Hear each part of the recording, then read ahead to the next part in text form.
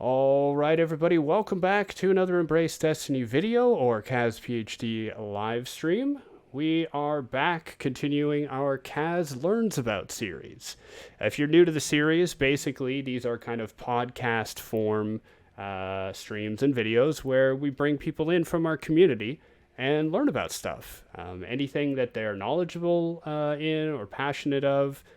I think I've got those backwards, but anyway.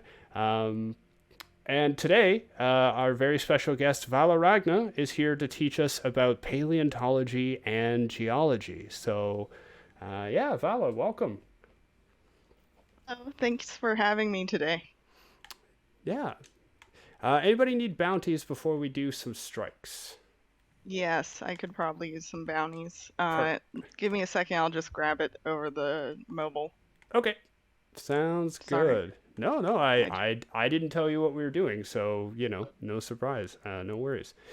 Um, Yeah, so thank you so much for having us in here. I'm excited to learn. I think like a lot of people, paleontology is something that's kind of in the back of our brains because Jurassic Park is a huge thing, and I know it's not all about the dinosaurs, but it's kind of what filters in from popular culture. Um, but yeah, I but I guess maybe to get us started, why don't you tell us a little bit about why those topics and what your connection is to them? okay. So to start with, I have a master's degree in what's called Earth and Atmospheric Sciences. My focus was on paleontology of Triassic bivalves, which are sort of like clams and such. And I also studied with a group that focused on sedimentology, which is sedimentary rocks like sandstones and shales and stuff like that. So I did a lot of study into what's colloquially within the realm of geology called soft rock geology.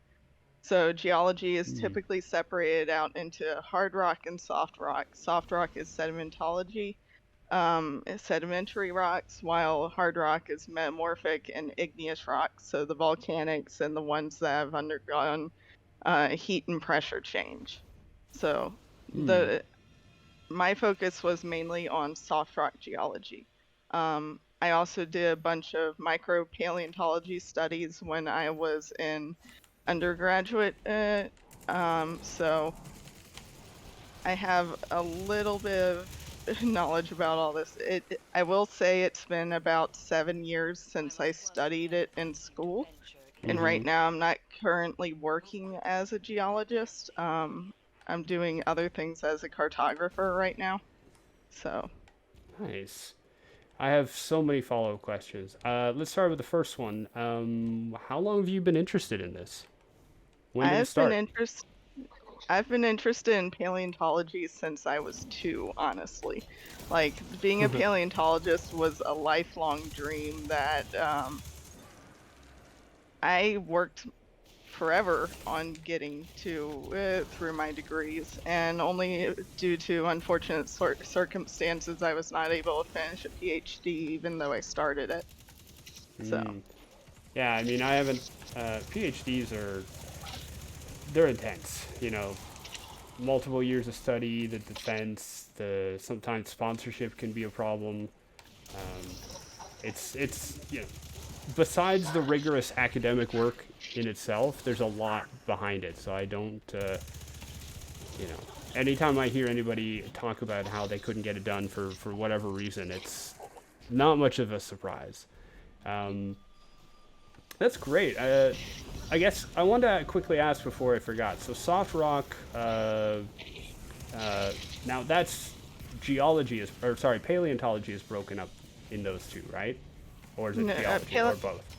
that's geology. Paleontology is so paleontologists typically work with sedimentary rocks because you're not going to find fossils in igneous rocks, and any fossils that were in the rocks and metamorphic rocks are either distorted or non-existent, and they've degraded because of metamorphism. So Mm. paleontology is related to the sedimentary side of things. So that's the reason I sort of ended up studying both. Paleontology is sort of separated out at the highest and into what's called invertebrate and vertebrate paleontology. So that's, if any of you know your biology, vertebrates are things like us, while invertebrates would be things like sea stars and arthropods like bugs and stuff like that that don't have an internal skeleton. So what drew you to what drew you to the look, okay, let me preface something. I didn't take biology in high school. I went for chemistry and physics. So I will get things wrong, and you are fully able and have permission to correct me. Would I would rather it than be foolish without my own account. But you are interested in a type of paleontology that's different than what a lot of my friends are interested. I have a bunch of friends who either did a little bit of studies or minor in sciences related to paleontology because they're all crazy for dinosaurs. My best friend, his son's room is literally full of dinosaurs, like everything. So what drew you away, well, not to that, to other aspects of paleontology? Well, so I also am a complete dinosaur nut. So what drew me to paleontology initially was dinosaurs. But honestly, invertebrate paleontology is just as interesting and much more competitive of a field in terms of jobs and stuff. So that's partially a practicality sense of why I went into studying invertebrates. Also, invertebrates are a lot more useful to understand the rock record, as well as understand just how life in general was acting during that time period. So there was like with invertebrate paleontology, that's how very specific organisms are used to determine the starts and ends of the different geologic periods, which I can go into more detail if you want. But so certain there's also we can for ecology studies. We typically end up using invertebrates. Vertebrate fossils are so rare and hard to find. Like they're few and far between compared to invertebrate fossils. Except for some occasions, like in the more modern stuff, you can find a lot of small mammal teeth and things like that. Even that, when you compare it to the number of invertebrates that can be found, even in those same rocks, it's just a lot more useful to have that many more data points for understanding what's going on. Yeah, I mean, like, anecdotally, that makes perfect sense because I'm not a paleontologist and I have found, like, insect fossils. I've never found anything. I've never found a vertebrate fossil. I mean, maybe, like, something that wouldn't count as a fossil, but it's just old bones or something, but still. Yeah, I mean, depending on where you go, you can find shark's teeth on the beach, but like that's dependent upon where you go, where you're always going to find some shells or something like that on the beach. Town Bomb's got a question. Tell us about all your favorite trilobites and radiodonts, please. Radiodonts. I hope I said that right. Are you referring to radiolaria? Or I'm not. Radiodonts. Yeah, Dont is like, teeth. Are you referring to conodonts? Sorry, I'm not familiar with that one, but trilobites are really fun. There's a specific trilobite which I don't remember the exact name of, but it is completely equal. The pygidium and the cephalon are completely identical, except for the fact that the cephalon has a couple more eyes, has the eyes, but they end up curling up like pill bugs. It's fantastic. So Hmm. you find fossils of them curled up like pill bugs. Um, but so on a trilobite, which I don't know if you know what a trilobite is, but I, once you describe it, I will remember it, but I could not tell you what it is right now. okay, okay, do you know about the deep Segmented sea? body. What was that, six? Uh, The only thing the only thing I remember about trilobites is they have segmented bodies. yes. I think. So they inhabited the same ecological niche that the deep sea isopods have nowadays. They basically go along the seafloor in the deep sea and eat up all the detritus that's on the seafloor. So they have bodies that are segmented into three lobes, both laterally and vertically. So you have the left, right, and middle lobes laterally, but you have the pygidium, which is basically the tail of the trilobite. You have the cephalon, which is the head, and then you have the thorax, which is the body, which is most of the trilobite. It has a lot more segmented parts, and it's where all the legs and gills and such are. Cool. Townmon's got a correction. Ooh, okay. An Anomalocaris? Anomoclaris. I love. Anomaclaris. I freaking love that thing. It's from the so it's from the Cambrian explosion in the Burgess Shale. So the Burgess Shale is a very specific deposit that is found in British Columbia, Canada. Woo. They hide the location because it is what's called a Lagerstätten, which a Lagerstätten is a very either proliferous or very well preserved deposit.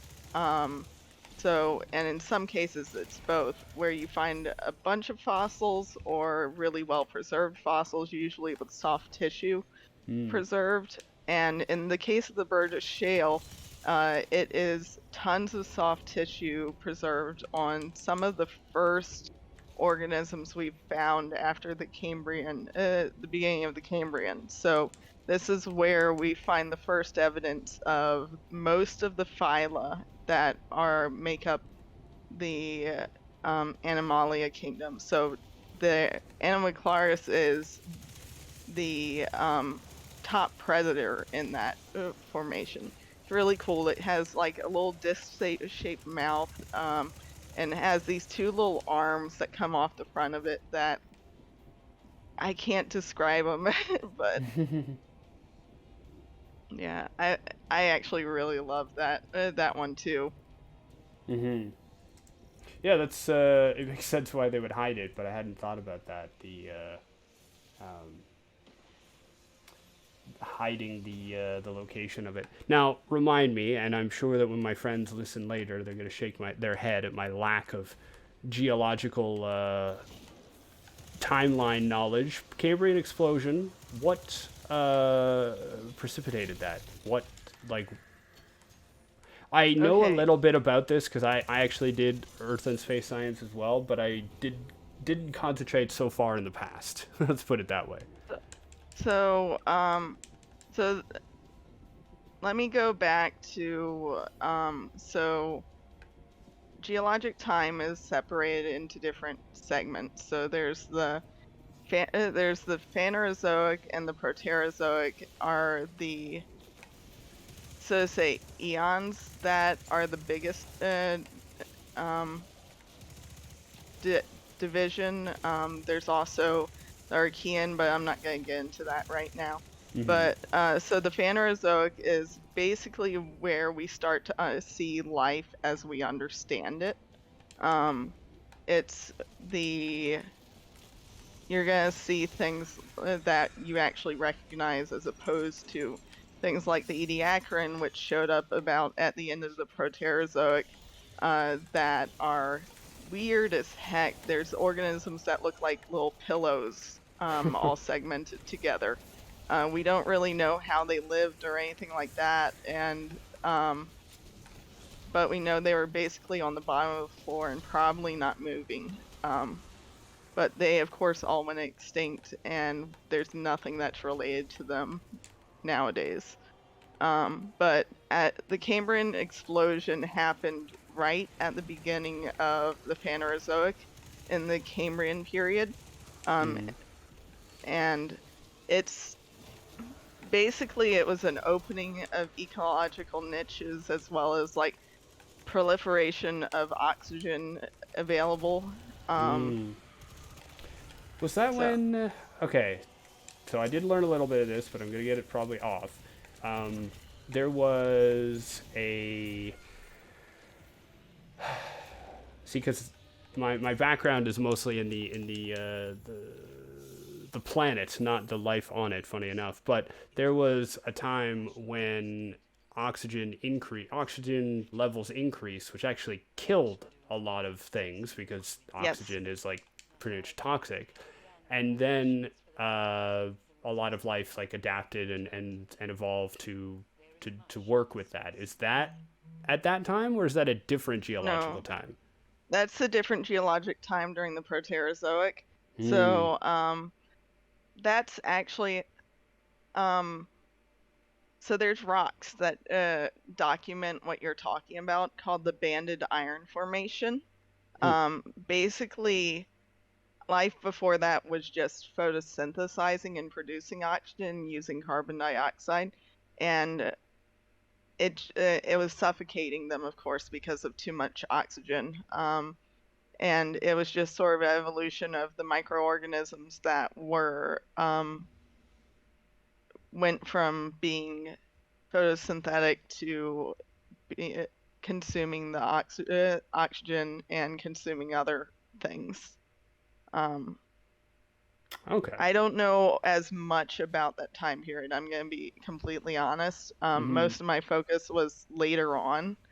I'm basically in the middle of the Phanerozoic is when I was focusing. So I don't know a whole lot about the more recent stuff, and the older stuff I'm a little bit shakier on remembering all that. Um, so I will admit that. So if I get some things wrong, people could probably say, "Hey, this person didn't remember this exact thing completely right." And I'm like, Oh "Yeah, no. I probably didn't." So, Yeah, I I mean, appreciate Maybe you your. overestimate our level of knowledge, fella. Yeah. No, You could make up anything you want, and we're gonna go, yeah, yeah, but it's gonna be ah. on YouTube forever later. But yeah, I will admit that it's been a while since I did look up some of that stuff and study it in school, but Hmm. um it's it is like the rocks that we have from that time period, they're called banded iron formation because they go between being red and black, where there's proliferous oxygen in available, versus the times when not so much, because the red rocks are showing iron oxidation Hmm. versus times when the iron in the rock is not being oxidized. So, which is where it's black. Um, so Yeah. So, yeah. okay, I'm breaking down some stereotypes here because when a lot of people picture paleontology, again, they're probably thinking about looking for something, with a vertebra. So Mhm. you're out in the field, presumably. Uh, Mhm.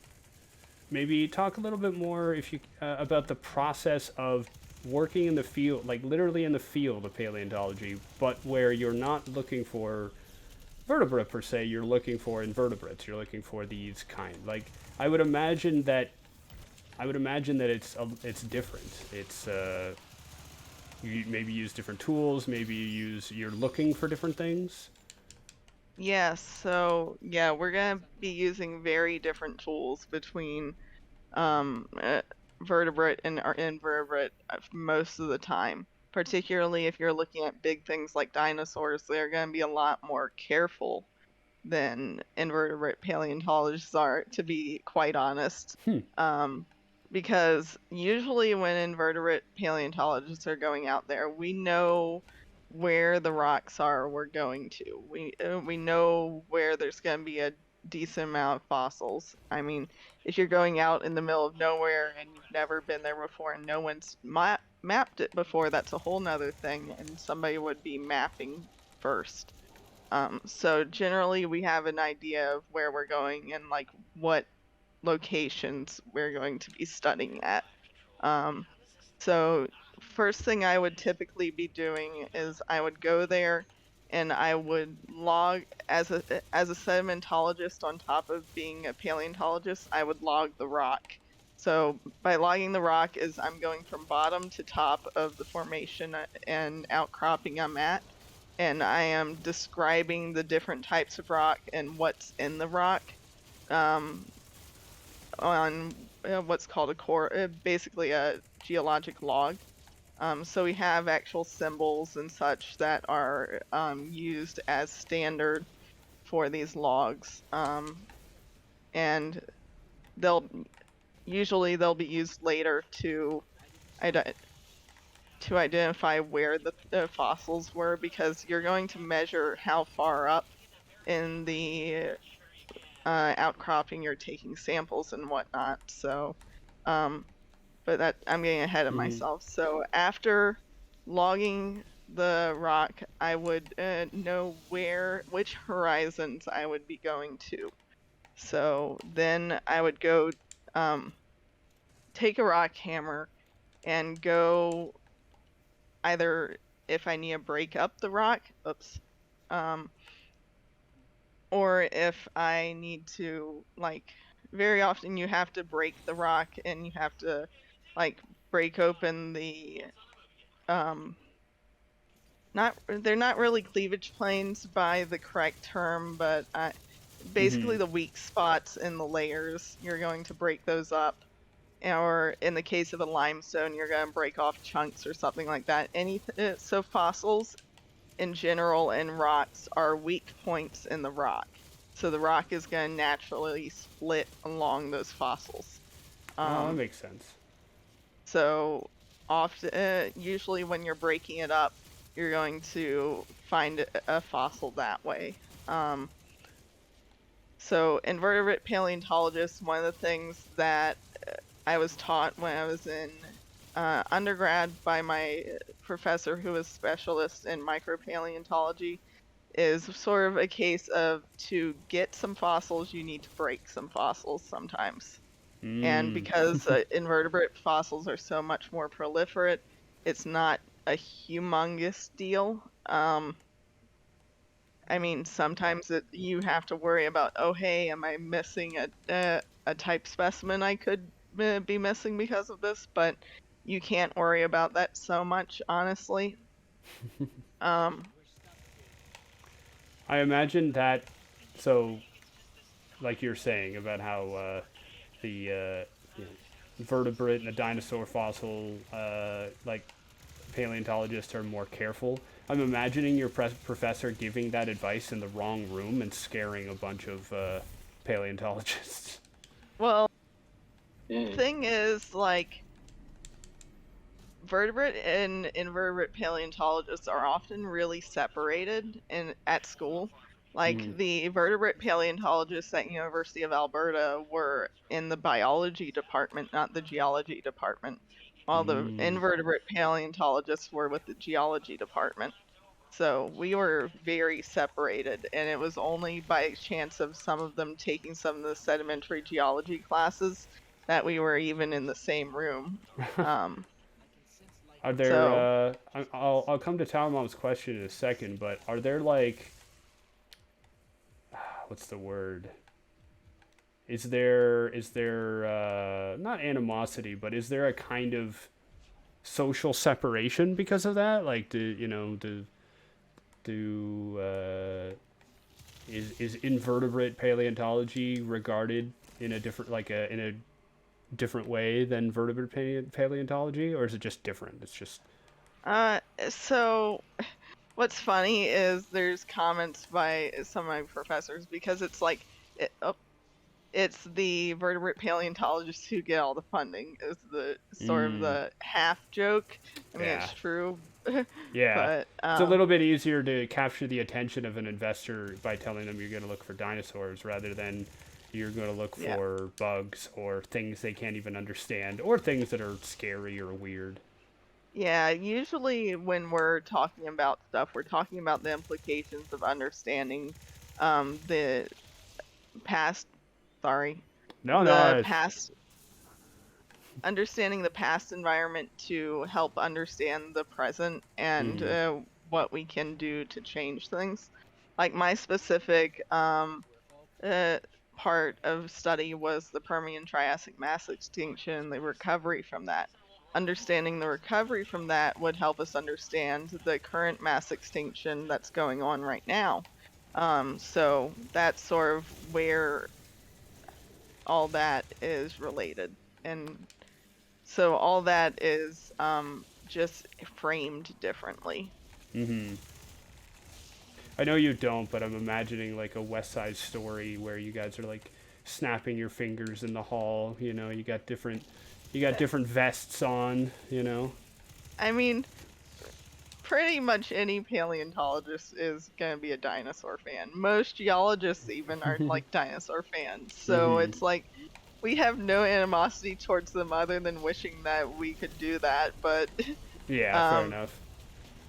because really, to be a dinosaur paleontologist, you really have to be a big name to go anywhere. So, Right.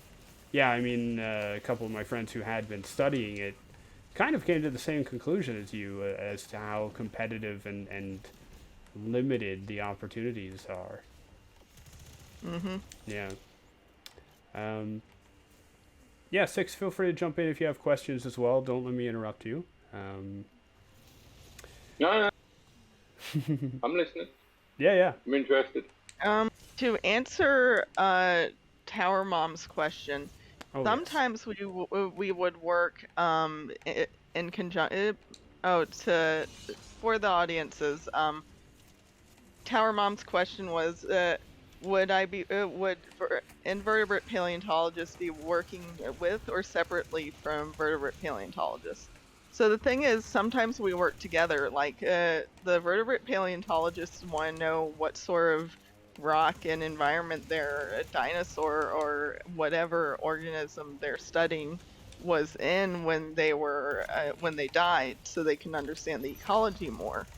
So we come in to tell that information because we can give a lot more information about the environment. Um, Yeah, it makes so sense. You know, this is really silly, but I'm imagining you were talking about all the symbols and like all the ways that you're kind of marking the soil. It's a very mm, silly analogy, but you know when you're walking down the street and you see all these symbols drawn onto the streets because of like construction work or surveyors eh, for the city or whatever. That's what I'm imagining. I'm imagining like just coming across like a patch of land and going, what is this? Like this is a queue and this is and you know it's what's actually happening is it's all detailing the you know the type of sediment and things like that. That's pretty cool. yeah, so the funny part is it's sort of like that. We'll get like little flagging tape and stuff like that to mark the rock and like try to put tape or whatever on it to mark the different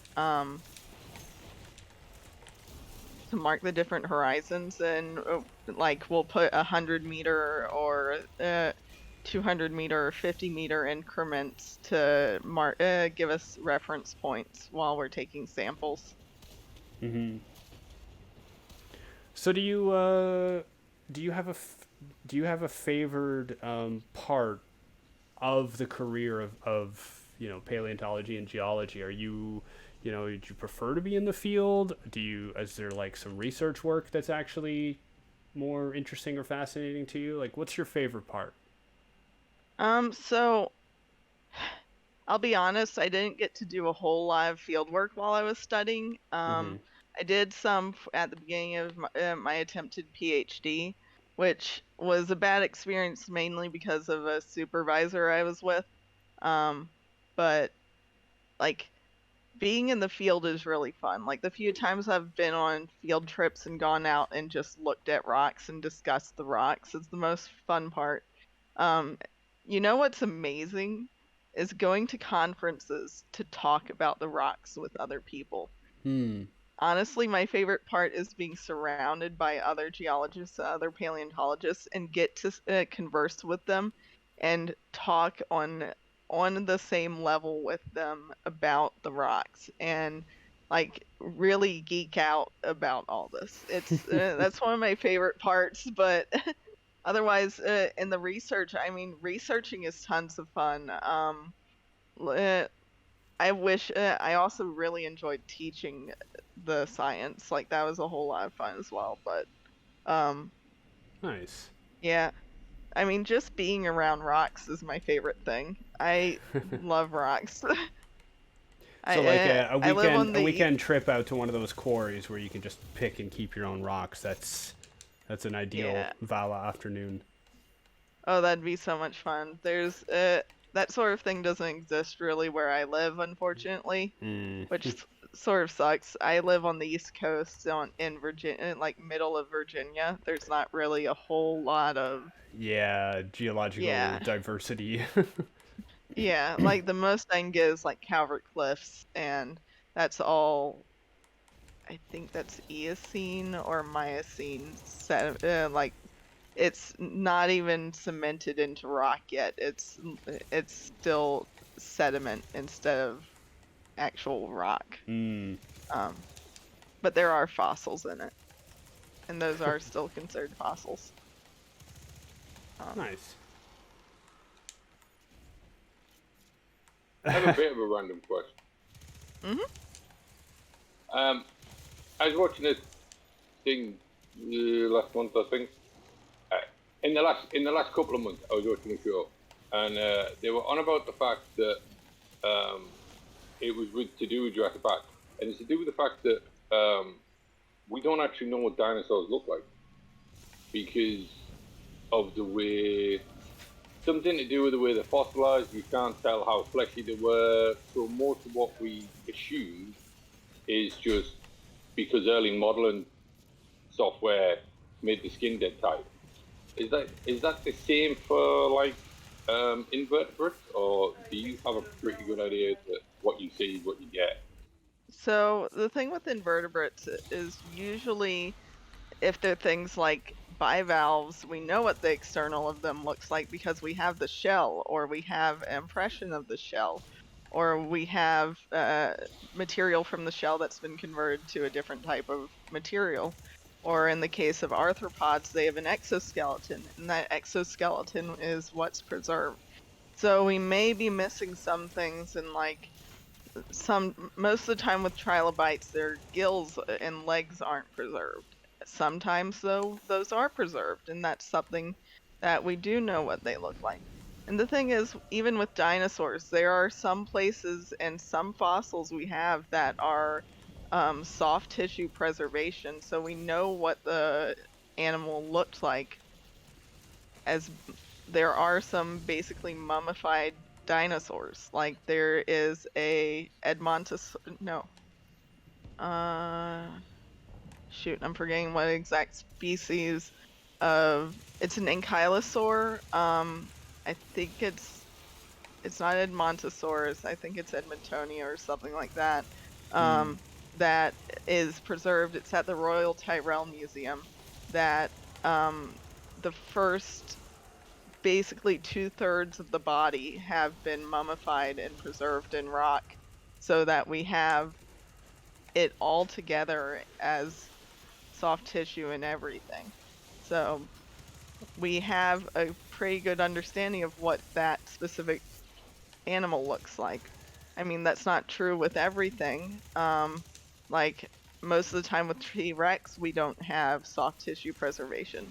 There are some times we actually do, where we have skin impressions and stuff like that preserved.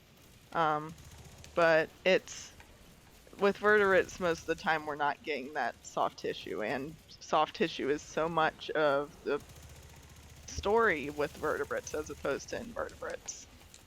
I mean, we don't know what some of the jellyfish or stuff like that looked like, but you're not going to get a jellyfish preserved except for in really ideal circumstances. Yeah. So, And I imagine that they're also extremely rare. yes. It's like one of the most common fossils out there from basically the middle Paleozoic to the end of the Cretaceous are ammonites. And we know what the hard tissue of an ammonite looks like. And because it's the spiral shell, similar to a nautilus, not quite, but there is some, I forget the name of there's a hard part that goes over the head of where the ammonite soft body would be. But we don't really know what the soft body of that organism looks like. It's very much like a squid, but I don't think we've had one preserved in soft tissue. I may be wrong, but as far as I know,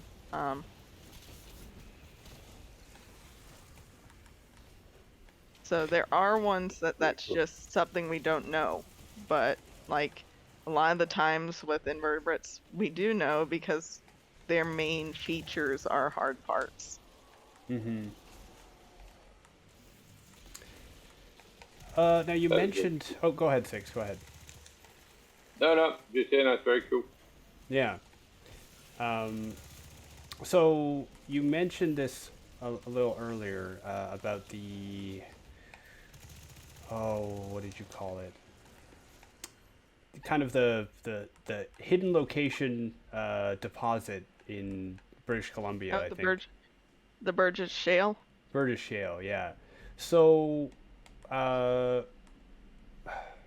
what kind of conditions then? Like, what kind of conditions are the most favorable for preserving this kind of fossil? Because I mean, it's sedimentary rock, so it's like it's already a fragile environment, you know. Yes. So soft tissue preservation is under very specific circumstances. You're dealing with a fast deposition, so a deposition that's happening very quickly, almost instantaneously. You're dealing with a situation where it's an anaerobic environment of deposition, so meaning there's no oxygen, because oxygen is the main thing that fights against preservation of organic material. So that's one of the things that's a major player. The other thing that's really necessary for the types of fossils we see at like the Burgess Shale and some other locations is having a fine-grained sediment.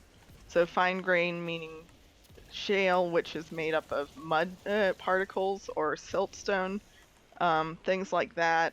Very fine-grained limestone, like the Solnhofen limestone. Those are going to be the ideal environments to get the soft tissue formation. But the major thing is lack of oxygen. Mm-hmm. So is that why peat is so good at preserving flesh? Yes, because peat is being formed in a anoxic environment, which is why all the organic matter that makes up peat, which eventually becomes coal, is being formed and preserved at all. It's being deposited in an anoxic environment. Without that anoxic environment, even the peat wouldn't form at all.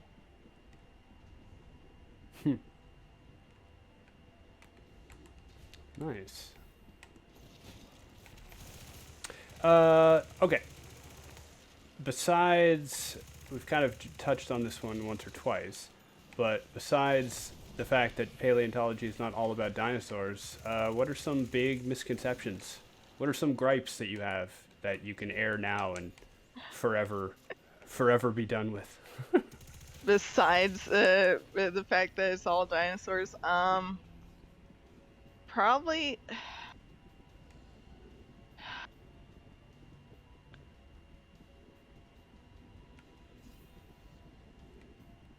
Oh, did I? No, you didn't lose me. I'm just thinking. No, that's fine. All right. I mean, She's getting so Propaganda is not angry, the chat. template. Like, it's not that there's not an. It's not that there's no answers. It's that there's too many answers. There's too many misconceptions. well, I mean, the biggest thing is that everything's vertebrates. Like that's honestly my biggest issue is like people thinking of paleontology is just vertebrates or paleontology is not a useful science. That's another thing. Is like Mm. paleontology actually has tons of uses. Um, so the thing is, my supervisor in grad school was a invertebrate paleontologist who also studied vertebrate paleontology as well. He studied ichthyosaurs and other Triassic organisms, but he used his knowledge of paleontology and learned about ichnology, which is the study of trace fossils, to help determine deposition environments and where reservoirs are for the oil industry. So Mm. I know it like I don't I have moral issues with working with the oil industry, so there is that. But Mm-hmm. it is a very important factor in understanding where sedimentary horizons are for that purpose, as well as like I touched on ichnology, which is another thing I studied. It's the study of trace fossils. So it's a little bit separate. Trace fossils are basically worm burrows and things like that, where an organism lived in this place. It left behind a track or a burrow or stuff like that, but its body is no longer there. Um, Mm. so we still know about what sort of environment it's dealing with, but it's we don't have the body. Um, Right. but we know something lived there. Interesting. Ups. That's okay. We both died. Yep. It's all right. Our ghosts will fall into a deposit, and in millions of years, Yeah. and because our bodies are either gone or not well preserved, we will form a trace fossil. See, Chad, I'm applying my knowledge poorly, but it's all good. Yeah, I mean, I would imagine that. Yeah, I've done a little bit of some of the work that I do. I've interacted with different energy companies and things like that. I can definitely see it as a component of the industry that a lot of the funding, a lot of the opportunities are unfortunately with that industry. Yeah, unfortunately, it is a like beyond that paleontology isn't just useful only for that, it's also for the industry of like it can help inform about rocks in general more Mm-hmm. than just looking at the rocks. So Mm-hmm. that's one of the major components that makes it really good. And like like I said before, paleontology is how we divide out time periods. So if we know this formation uh, is within this time period, or we know that this time period is where we're looking for stuff at, we can use microorganism fossils to delineate, hey, where are we in this? Mm-hmm. Yeah, I mean, But like, it. Well, actually, this is. I'm wondering if this one crossed your field. Um, So my background, space sciences, space engineering, and the reason why I know, like, 10% of what you're talking about is because I did Earth and space science as well, but it was mostly about the formation of the planet and other Hmm. planets. Did you hear, and I don't have enough of the details of this to go much into it, but did you hear about when a fossil was discovered in Antarctica and it was believed to have been from Mars? Did that ever come up as a random story in your studies? No, that didn't. Mm-hmm. Yeah, so No. basically, there was some fossilization, and it was near the site of I believe it was near the site of some like meteoritic activity, Hmm. and the theory was, and I can't remember exactly what was it about it that was, unusual, but at first it was unusual enough. Probably what happened was some scientist was speaking carefully, and some headline picked up the wrong part and ran with it. But Hmm. yeah, there was some question as to whether or not it was actually even from Earth. And it's interesting because, like, we haven't found anything, of course. That specific example turned out to just be, something strange, but not Martian. And it comes up quite a lot when we talk about potentially settling on other planets and things like that. Is um, yeah, will we find life? Ancient, extinct, fossilized life on other worlds. And depending on who you ask, the question comes up of does it matter, right? Because like for NASA, it definitely matters. For someone like Elon Musk who wants to settle Mars, it doesn't. Um, so I wonder, like, there's a lot of follow-ups I have on that. I mean, first of all, here on Earth, are there examples where, like, you mentioned about how it is an important science and it is teaching us a lot about the planet.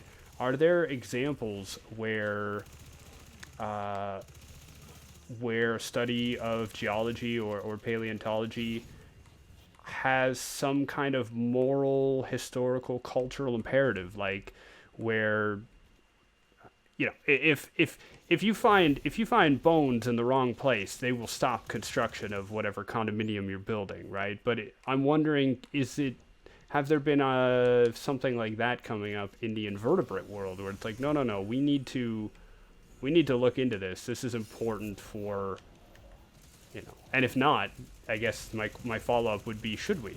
Should there be cases where we do that, specific understandings that we should pursue more strongly than most funding or social media or popular culture would accept? I mean, anytime you find a Lagerstätten, it's a prime example. All right, now So, remind me, and by but remind me I mean teach me. Lagerstatten, what is that? okay. So Lagerstätten is a German word, but I don't remember the exact translation, but Mm-hmm. and it is a fossil deposit that either has a huge number of a fossil. Like there's one called the PD belemnites. So the PD formation had hundreds of thousands of belemnites in it. So that's a Lagerstatten on the basis that it was a large amount of fossilization of one creature, um, versus a Burgess shale where we have very good preservation, uh, even if it's not as proliferous of organisms. So soft tissue preservation is extremely important for our understanding of paleontology. So whenever we find a place that has a lot of um, soft tissue preservation, like the Burgess Shale, we're going to want to study that extensively. Um, Mm. uh, I- Even for vertebrates, like it's important that we get those soft tissue preservation, like all of the Um, all the dromaeosaurs and the sorry, I'm giving specific terms, but all the Oh, good. bird relative dinosaurs, Mm-hmm. the semi-avian to avian dinosaurs that were found that are being found in China. That's a case of extremely good soft tissue preservation in the form of all the feathers. And Mm. that's like the Solnhofen limestone is known and is famous for the Archaeopteryx fossil. So the first Archaeopteryx fossil with the feathers preserved, Ah, and the yes. first questions of, hey, do birds come from dinosaurs, came from that specific formation. So we have you to blame, you and your peers to blame for all the textbooks having to change dinosaur art over the last, like, however many years. Yeah. A friend of mine was showing me I think was it a book? We watched a lot of dinosaur stuff when I was in Canada because uh, they're into it. And yeah, I was learning about like the evolving artistic depiction of dinosaurs, and I remember that I've heard of the birds and the feathers and the feathered dinosaur kind of evolution of that, but I hadn't thought of it before, like where that came from. And yeah, it makes sense. Soft tissue preservation, or even would a trace fossil help with that? Like to give a. Am I using that term right No, in understanding that? no, No. Okay. no. I was thinking of an example where you have clearly the dinosaur and then you have a gap somehow, um, and trying to explain what that is and arriving at. I'm out of my field, obviously, but Yeah. So a trace fossil isn't going to have a body there. it's completely okay. Okay, Yeah. yeah, I see. I see. Like sometimes you can end up like there are trace fossils with like, hey, there's this track here. And there's a fine example of there's a little track, and at the end of the track there's a trilobite body. But Mm, the track is the trace fossil. Um, right, right. Okay, th- okay. but it is. So that's the thing with trace fossils is they can't be classified beyond genus and species because we don't have a body to connect them to, and that's the Mm-hmm. biggest distinction is no body. Okay. Chad, if you have any questions, feel free to drop them in. We'll be Yeah, keeping them. I'm Yeah, trying. Val was in the chat, so don't worry. We're keeping Yep. an eye on it. Yeah, I'm trying to keep an eye and watch it. Um, you have any other general questions or anything like that? At the moment, I'm drawing a blank, but that's just because I'm learning. So, um, um, yeah. shall I talk a little bit about my expertise? Yes, please. Mhm. Okay, so during undergraduate, I studied a type of organism called an ostracod. Ostracods are bivalved arthropods, bivalved crustaceans that they have two calcareous valves like a clam. Like imagine the shells of a clam that go around the body of this microscopic little shrimp looking thing. Okay. So, um, they're very common in both oceanic waters as well as freshwater. So, freshwater is a different have different characteristics than saltwater ostracods, and ostracods have changed in shape a lot since the Paleozoic when they had very complex body plans. Um, but they're some of them are used as those time indicators, and my study was using specific ostracods in the Pennsylvanian and Permian to correlate some of the youngest rocks in the Appalachian Mountains here to the rocks to a core that was found in Kentucky that was actually able to be dated.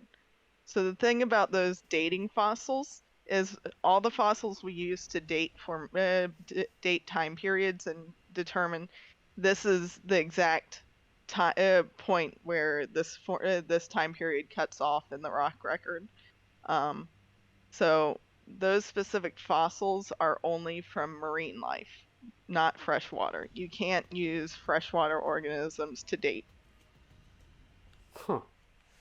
I didn't know that. It's a weird thing, but What are you measuring? Like, what are you measuring within the rocks to date it? Or are we talking like, like carbon 14 dating, or is it like, I don't know, concentrations of mineral deposits, or? So there's two things. The traditional standard to date rocks is actually fossils. So we determine formation and time period of rocks by fossils. Otherwise, in terms of dating, we are using different elements, not carbon. Carbon only goes back a few thousand years. But there are other isotopes we use to do dating in that manner. It's not as precise, so that's why we don't use it as the standard. We do use so the way we use isotopes for dating is different than you would a carbon-14 isotope. For isotope dating for geologic record, we're actually monitoring the concentration and change in concentration of different isotopes through the rock record. So you get sort of a wiggle graph, if you understand what I'm saying. So you get a wiggle graph, and you watch where the peaks and valleys are, and the trend in peaks and valleys, or extremes of it, that happen at very specific points all over the world. So you have to be able to correlate that peak and valley across the world and not just in one location. Right. Okay. So yeah, you have like a global record of comparison, I guess. Yes. So all time period boundaries have what's called a type section. So there is some outcropping somewhere in the world, or sometimes it's subsurface, but usually it's an outcropping where they have determined it is a continuous deposition across the boundary where we see a change in specific fauna as well as other changes. So, for example, isotope changes. So this is where we base all our understanding of time period on, is these type sections. There are a few in China. The Permian Triassic one, which is the one I knew the most about, was in China. It's a carbonate one. And the Permian Triassic boundary is marked by a specific thing called a fusulinid. A fusulinid is a type of foraminifera. So foraminifera are single-celled organisms that have a calcareous test, which is another word for a shell. So they make these sort of like globular shells. Sometimes they look almost like an ammonite in formation. Sometimes they look like little cones, but as they grow, they create little bubbles around themselves made of calcium carbonate or silica in some cases, that expand to the size of the one-celled organism. Foraminifera are really freaking cool. But we still have foraminifera in the oceans, and they're still very common. Most of the limestone, and if you think of the White Cliffs of Dover, they are almost entirely made up of foraminifera shells. Cool. Wow. And if you That is ever a lot of find, cliff. you know, the mineral flint, well, the rock Mhm. flint, like you would use to start a fire, that is technically a rock called chert. And chert is made up of siliceous shells of those and like siliceous foraminifera, as well as things called radiolaria, which have siliceous tests. Siliceous meaning silica, silicon dioxide. Um, Ah, Vex. yes, Radiolaria, I know. yes, Vex are actually, made of radiolaria. yes, yes, I Vex know that goo. bit. Yes, that's actually where they got it from. Yeah, Is that's it? cool. I love that. See, So, I know bits about history. I play sci-fi games. um, watch it. I forget the. No, the thing is, their names are diatoms. My brain. I am mixing things up. Oh, So you're the still doing organisms. well. I'm you know when you're I've heard like of that when one. you're Wikipedia hopping and it'll be like this is how my brain is working in our conversation right now. And I am bringing this in, but it'll be like, so this type of rock is a rah rah rah, and a rah rah rah is a special type of rah rah rah. And I have to go about 4 or 5 terms deep before I figure out before I can picture what you're talking about, and then I roll it back into the beginning of your sentence. This is not a Yeah. complaint. This is just like how many things I did not know about geology. Yeah, that's where I was like, I was trying to think of what to talk about today, and I was like, oh God, how far do I have to go into basic geology to explain things? But yeah, diatoms are the name of the siliceous organism that create the test that chert is made out of, along Okay. with other things. They're actually pretty cool, but they're what basically Vex are created from. Mm. Um, so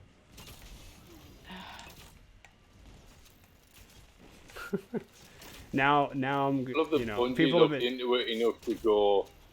Bungie looked into it and went, nobody's going to figure that out. We're going to say that Vex are made out of that. And people like Valor go, I know where that came from.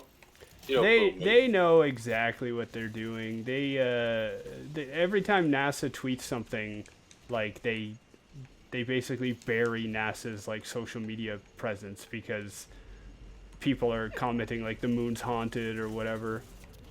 yeah, If it Or were like- any, yeah, go ahead. or like that one picture that looked like friggin' Europa when Beyond Light came out. Yeah, exactly, yeah. If it were any other company, I would be worried that when we learn more about the Vex, that they would like mess it up, like that they would say something and you're like, no amount of stretching can make that true, Bungie. But Well, I'm pretty sure they whatever they come up with going into more depth on the Vex, I bet it's gonna tie back to like real stuff that you know about. Oh, I don't know about that because they definitely do not conduct electricity, but Well, yeah. you're not gonna find a pile of them that gives you a shock when you step in it. Not to mention, you'd probably be dead if you walked into a ooze of diatoms. Yeah, well, I mean, they also don't like if you poured a bunch of them into a robotic frame, they wouldn't also make a hive mind, but yeah. Yeah. Yep. Which is sci-fi. That's funny though. Yeah, You could add a little bit. You could add a little bit of sci-fi magic on it. There you go. I know a bit about that about paleontology because I played Destiny. Like it's just the idiocy of it. I remember when my sister was getting into this game. So my sister, she did geology. She got a bachelor's of geology, and I got her into Destiny for a little while. And I took her the first time we played together. I took her to IO, and I just like let her walk around and look at all the stuff. We literally didn't do anything for like 3 hours. We just walked around. She's like, "Whoa, look at this fossil! Look at this rock!" Oh yeah, it was very cute. Io was amazing. Io was amazing for me. I loved all the ammonites that were everywhere, along with all the other like fish fossils and stuff you found. It was pretty darn cool, at least in my opinion. Yeah. Well, I mean, No, I'm honestly it was glad that criminally it. good. Yeah, I'm honestly glad that it wasn't. Like, we're joking, but I am glad that what is in the game is the right combination of real and I can hand wave it away because it's a video game. You know, like it doesn't nothing. I mean, I don't know. Maybe there is, but I haven't heard of anything that makes all of you geologists, paleontologists start writing to Bungie, being like, actually, you guys did this wrong. Oh, there was something in the Beyond Light Ooh. lore book. The Beyond Light lore book had a specific description of a rock from the other side of Volantis Oh that, yeah, yeah, oh yeah. my god, it made me so angry. I remember. Okay, so I loosely remember. Like I remember. So, Chad, in the Beyond Light Collector's Edition, you learn that the portal at the end of the Proving Ground, the Glassway Strike, was constructed by the Vex, but by Clovis Bray, and it takes you to a really far away solar system named Volantis something something. And you are essentially in the presence of a blue hypergiant star whose radius would be, or whose diameter would be from our sun to Neptune. And you're apparently on some kind of planet or planetary body, and there are like Vex structures everywhere and stuff. So that's as far as I remember, because I'm not a geologist, so those details would have brushed right by me. Well, so the part that got me, wow, let's strike again. Okay. Yeah. Um, uh, the part that got me was they described a granite that was extremely low in silica, which they were like, "Oh, this is this weird thing," but to me, that is literally impossible. You can't have granite without low silica. The minerals that determine, hey, this is a granite are silicate minerals. Like you can't make these minerals without silica. It's it's Mm. physically impossible. Which is why So, it's like you can't call it a granite if it doesn't have a significant amount of silica. okay, okay. So, as a very poor analogy, would that be like saying, oh, I don't know, this this jam sandwich is full of Nutella. Like, there's no jam in it at all. Like, it's just without that criteria, it wouldn't be called that kind of a thing at all. Yeah, yeah. It's Hmm. like um shoot. I feel like they were trying to appeal to you there. Like I feel like I just to throw out an example. Let's say that typical granite has, I don't know. I'm going to use measurements that don't make sense, but let's say they have a 40% of their chemical makeup is this typically, and it can go high as 70% and as low as, I don't know, 30%. But if it goes any lower than that, it doesn't make any sense. And I feel like they were trying to appeal to the impossibility of it by describing a case that's so weird and alien. And I think they must have just gone a little too far. Yes, they did. That is exactly it. They went a little too far, and it was like this. As a geologist, I am offended. Oh man, So I don't mean like, to laugh at but your pain, but that is kind of funny. yeah, it was like I literally like this is impossible. You can't call it granite. Like a geologist would not be able to call it granite. Like you could call it something else. Like like Meanwhile, granite has a very specific definition. all the bites Bungie and getting lots myelids of and angry emails.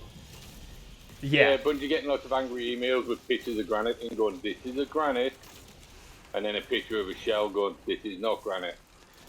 This is what you described." That's funny. I can see that.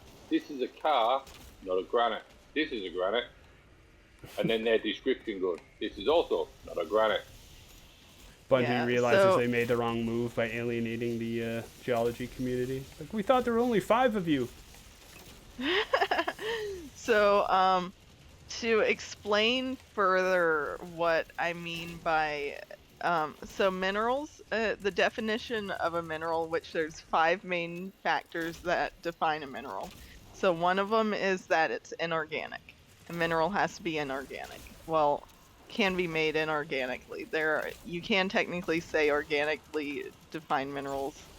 Okay, I'm not gonna get into that. But so it's going to have a regular crystal structure and a regular formula, like chemical formula. So every mineral is going to have a defined chemical formula. It may have some things that could be substituted in different spots in the crystal lattice, but it's going to be a very specific number of things. And some minerals will have inclusions. Naturally formed. That's the other thing, is they have to be naturally formed. Like, a mineral isn't inorganically isn't Synthetically you formed, can't. right? Yeah, it can't be synthetically formed. So Otherwise, those they are are- those synthetic diamonds that you hear about.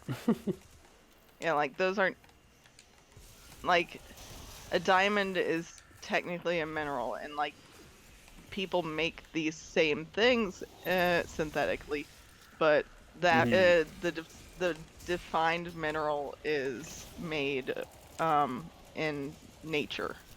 Right.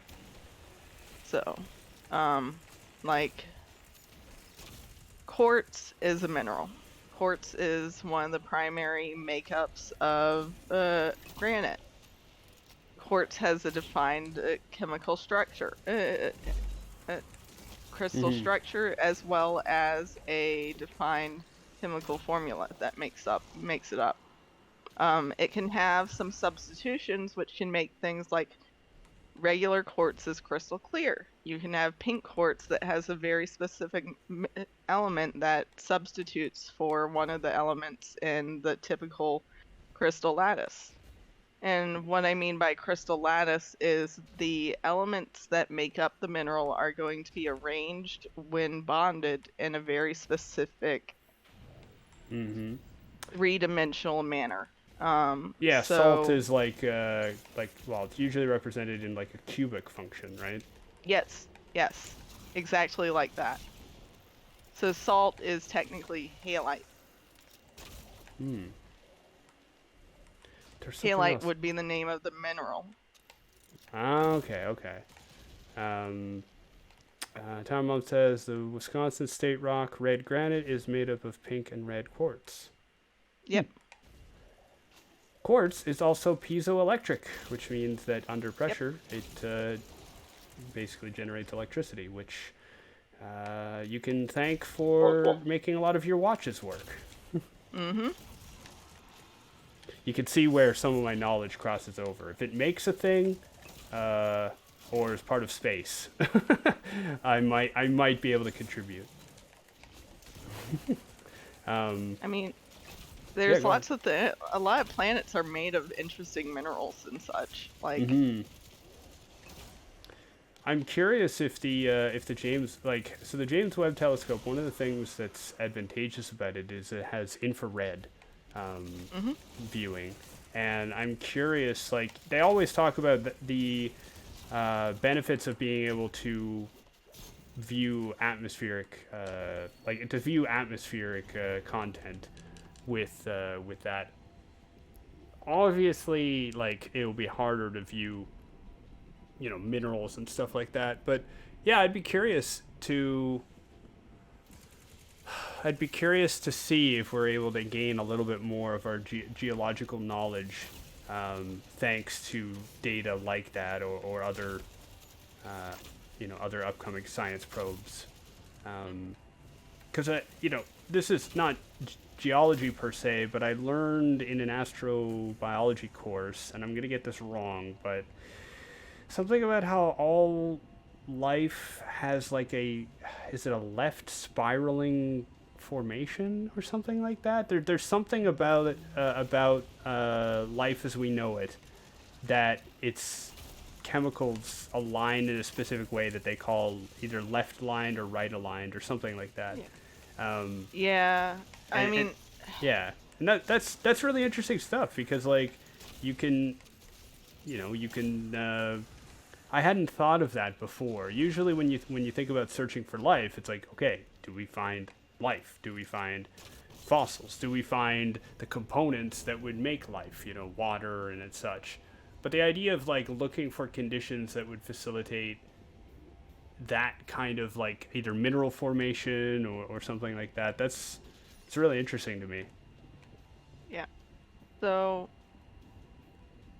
I wanted to touch on some of Tower Mom's points, questions in the chat, or points. Yeah, please do. So going back to the Volantis rock, I think she is what she was talking about, saying you could call it an igneous rock. It probably was an igneous rock, which is probably why they called it a granite. But we don't know for certain. Like, it could be metamorphic, but we don't know about the tectonic situation of that planet. Come on, Budgie. So let me see.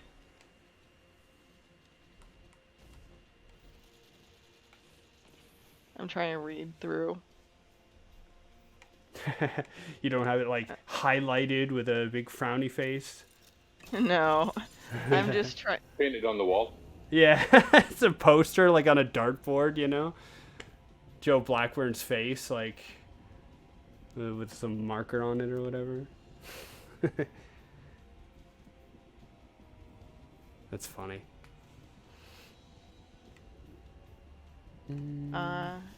Okay, where was I?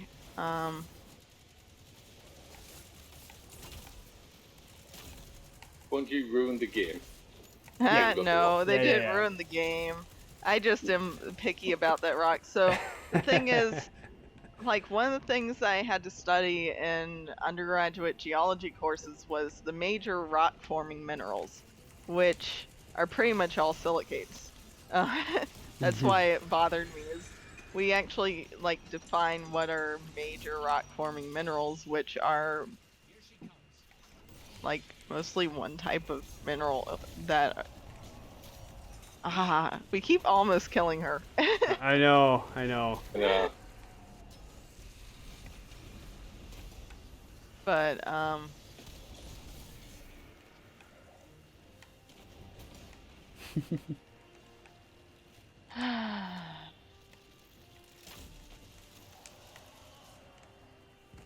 So, you're working more on cartography now and that kind of aspect. Are you?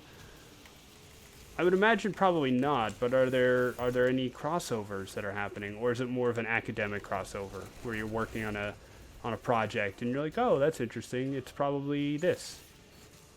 oh no, there's no crossover in what I'm doing now. I'm doing what I am doing because I need a job.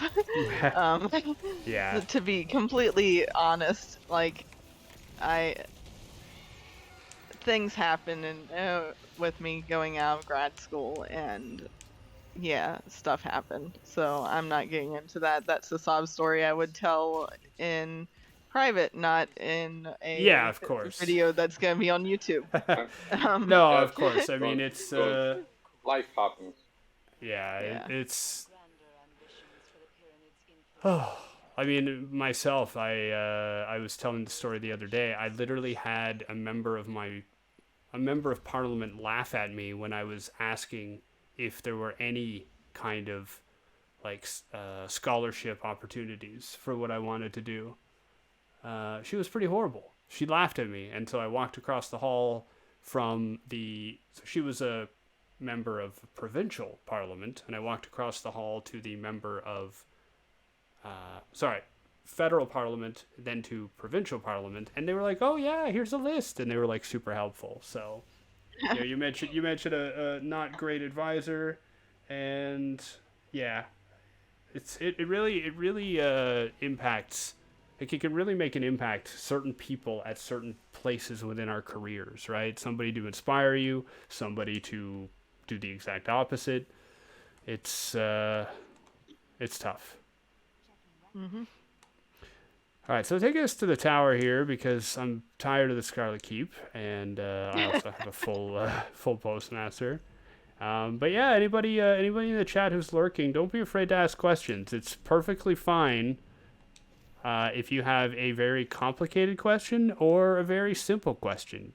That's what I've been trying to do as well, is ask all the simple questions. And if I, wanted to defend my ego, I would say, well, I'm speaking for the people. But no, I don't know these things, and I want to know.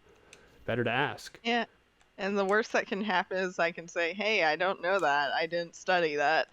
Yeah. So, or I don't remember that because it's been 7 years since I was in grad school. Yeah.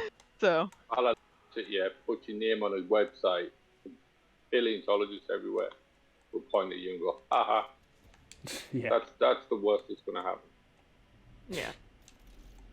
Do you ever get? I heard somebody say this. They weren't a friend of mine, but they were a paleontologist, and they despised friends because they said Ross Geller was the worst thing for around the paleontology.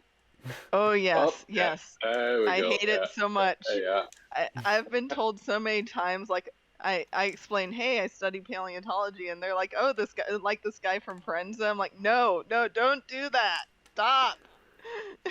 I literally all I remember from his his love of paleontology was that he studied it, he insisted on being called a doctor, and he liked dinosaurs.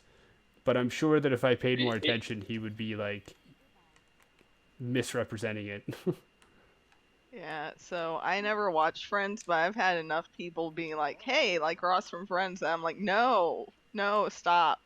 Yeah, Ross is super high strung, super petty, and it just kind of, in very much the same way that the IT crowd for IT support technicians is the worst show ever invented. Because when there's a show in the UK called the IT crowd, and it's two IT techs, and they're living up to the worst ideals of IT. So we know everything, you don't know what we know, so you're all idiots, blah, blah, blah. And whenever anyone rings up, the first thing they do is go, have you turned it off and on again? No, do that, ring us back, put the phone down. The problem is that everything we do in IT support revolves around, have you switched it off and on again? And because of that one show, people think, oh, they're taking the mick. And we're not. We legitimately do it because if you switch it off and on again, it resets everything. Mm-hmm. If your problem goes away, it's a temporary thing because Windows crashed. If it stays, it's a legitimate step. And this paleontologist person just despised Ross because he seems to have had the same effect for paleontologists that the IT crowd has for IT support people, which is everyone has the wrong idea of the nature of these people because of this one character on a TV show. Yeah. Yeah. The only other thing that's frustrating as a paleontologist is when you're like at a party or something and you're like, oh, hey, I'm a paleontologist, and somebody's like, oh, you would get along really well with my kid that's like 5 years old. And I'm like, because they're interested in dinosaurs. I'm like, right. Not really. I don't like kids. I'm sorry. Yeah, I mean, like, I'm doing my best to keep up with you here, Vala, and like, I got a PhD after my name, so like, 5-year-old is gonna, they're gonna do all the talking, I think. Yeah, like I could talk about dinosaurs for a while. Like I know a fair amount about dinosaurs because that was a special interest of mine growing up, and like pretty much every paleontologist likes dinosaurs, and Like, I got to go around all the paleontology societies and everything, and got to go see the vertebrate paleontology displays and talks and poster sessions and everything, and that was fun. But yeah, I am not a dinosaur expert, and I never will be. Mm-hmm. So, like, I can't get into all the details and the drama about the 15 different reconstructions of Spinosaurus within the last 7 years, which is a thing, by the way. Yeah, I've heard of that. Yeah.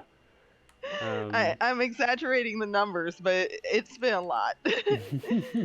I follow like some pages every now and then that are like paleontology, coprolite posting and whatnot, where it's hilarious because they're memes that only paleontologists get. But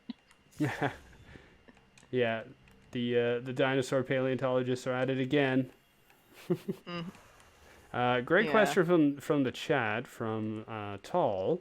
If you could bring one fossil back to life to study, which one would you be most excited to see? Oh, that's a rough one. I would say the paperclip ammonites, Cool. I like the which name. so the paperclip ammonite that's sort of a colloquial common term for what we call heteromorphic ammonites. So ammonites are typically in the spiral. That's like a vertical slice spiral. Like if you've ever seen what a nautilus looks like, very similar. Mm-hmm. Heteromorphic ammonites create really weird spiraling shapes that are not really connected and can be really weird. Like, for example, some are shaped like paper clips. We don't know how these things lived.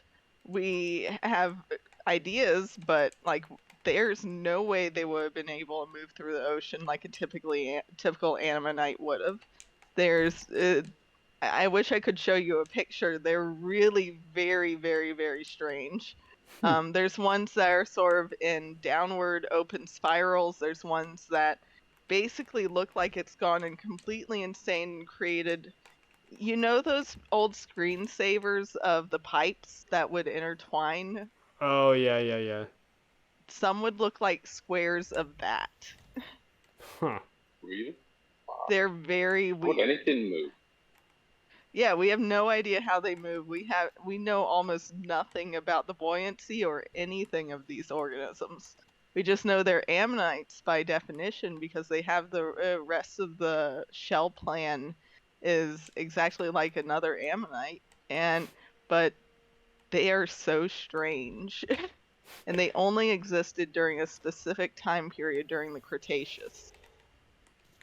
I'm I'm making up a meme in my head, and the meme is an ammonite, like curled into its typical formation, and it just like looks to the camera and says, I'm gonna make this guy's whole career," and it just like stretches out into the paperclip shape.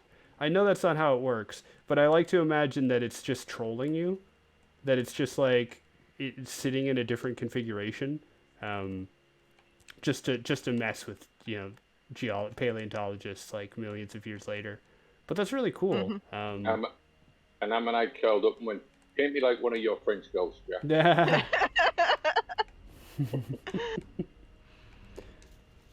Yeah. Right, Yeah. this is probably like a really dumb question, but it's in my head, so I've got to ask it.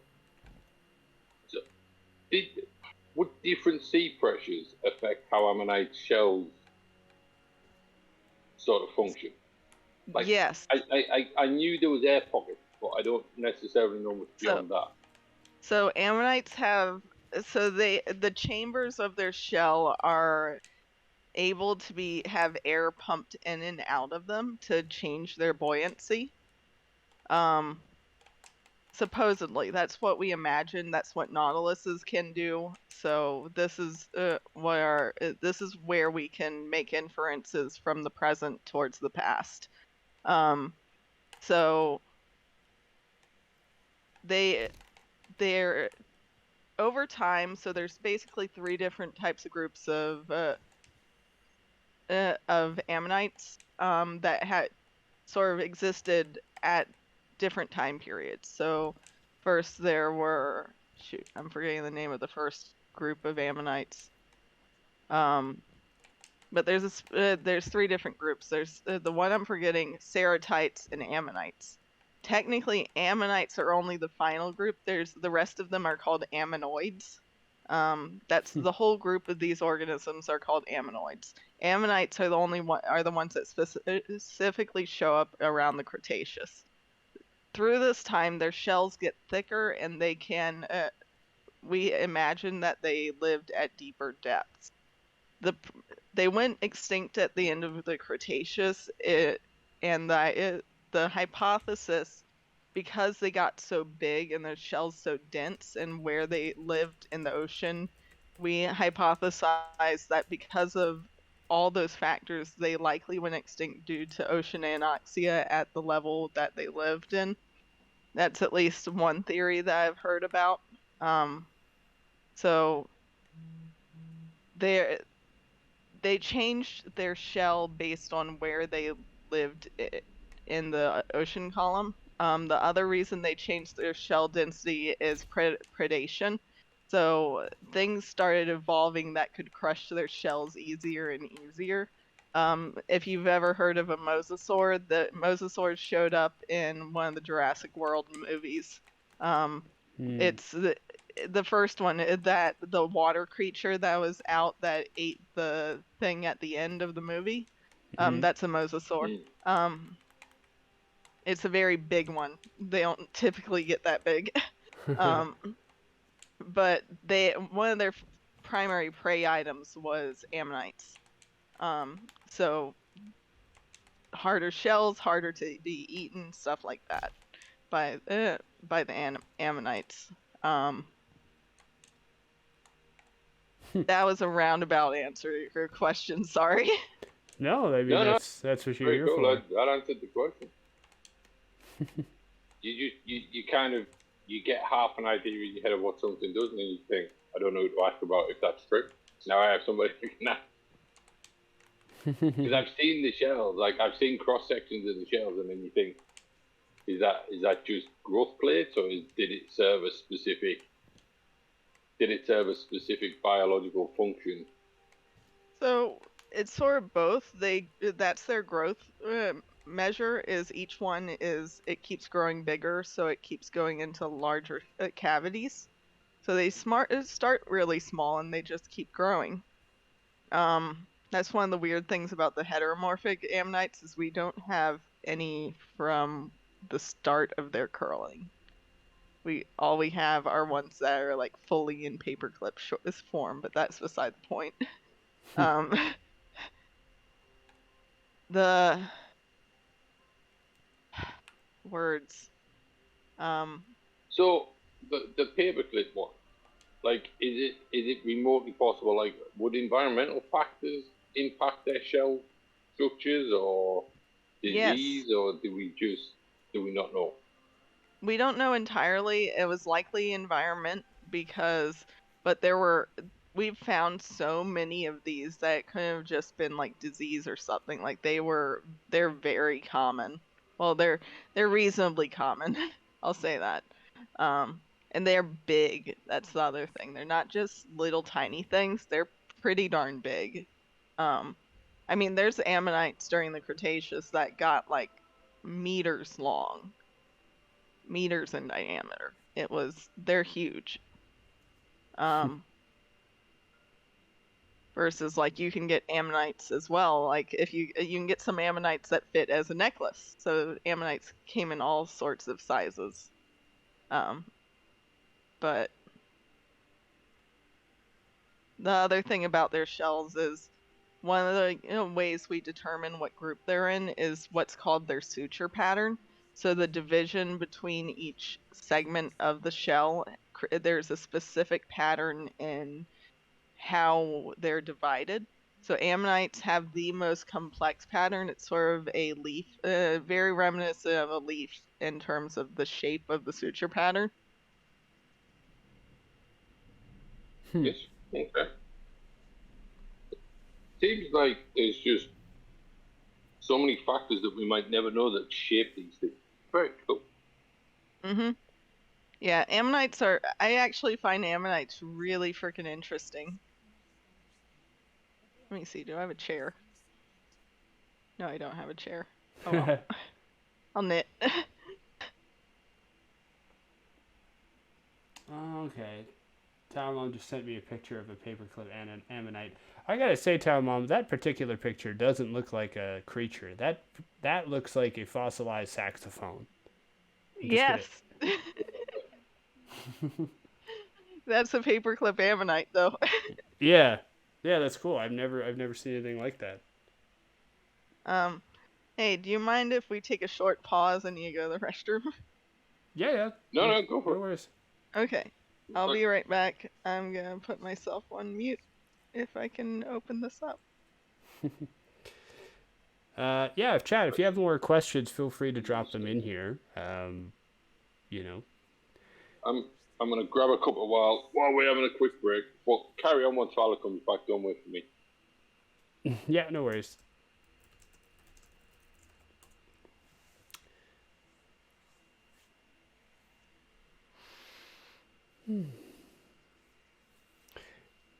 Yeah, so if you're enjoying this kind of content, everybody, and if you haven't caught the series already, the playlist on this stream will eventually go over to YouTube, and it will be in my KAZ Learns About series, and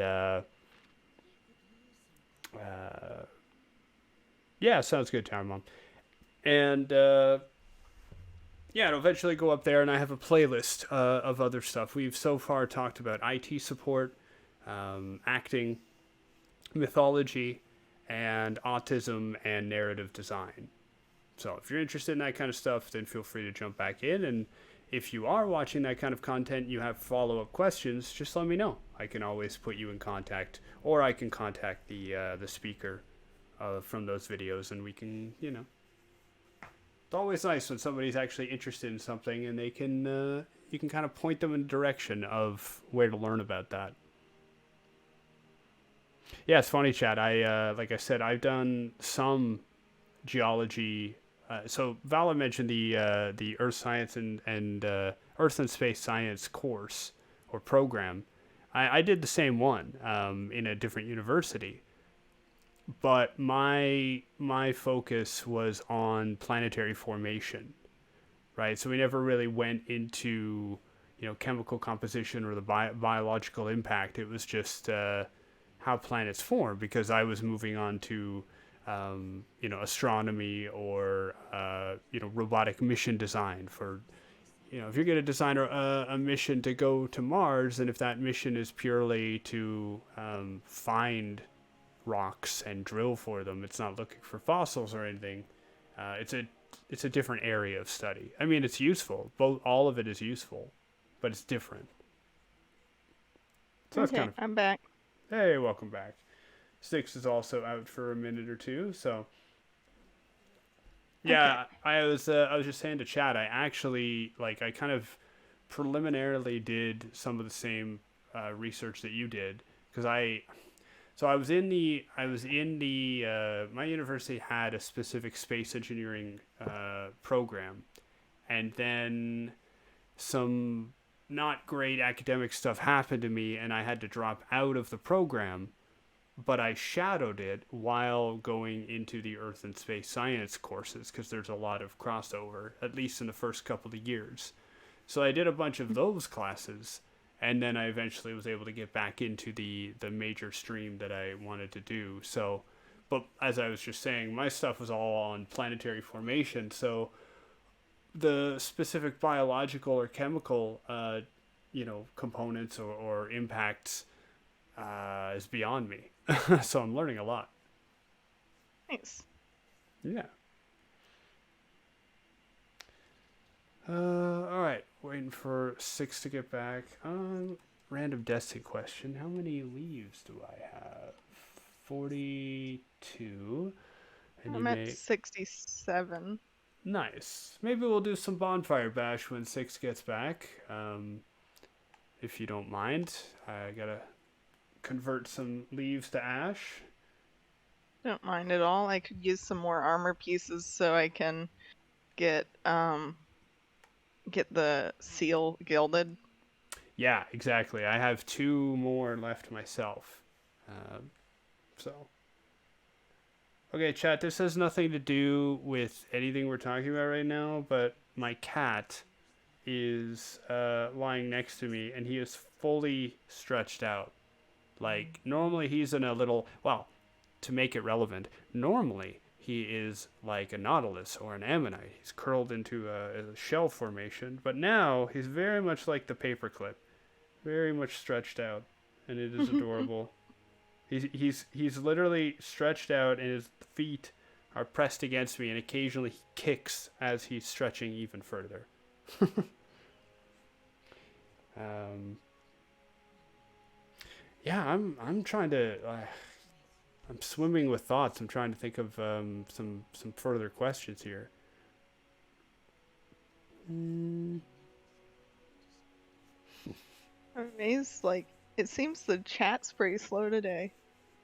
Yeah, I guess just a lot of people are hanging out, but they're just not saying much, and our numbers are a little lower than usual, which, neither here nor there, but it's okay. And again, if you're watching this on YouTube and you have follow-up questions, feel free to let me know, and I will find a way to get you those answers. Oh, you're good, Tower Mom. You're good. It's not. This is not a. It's not a guilt trip for anybody in the chat. It's just an observation as to the, a difference of activity. That's fine.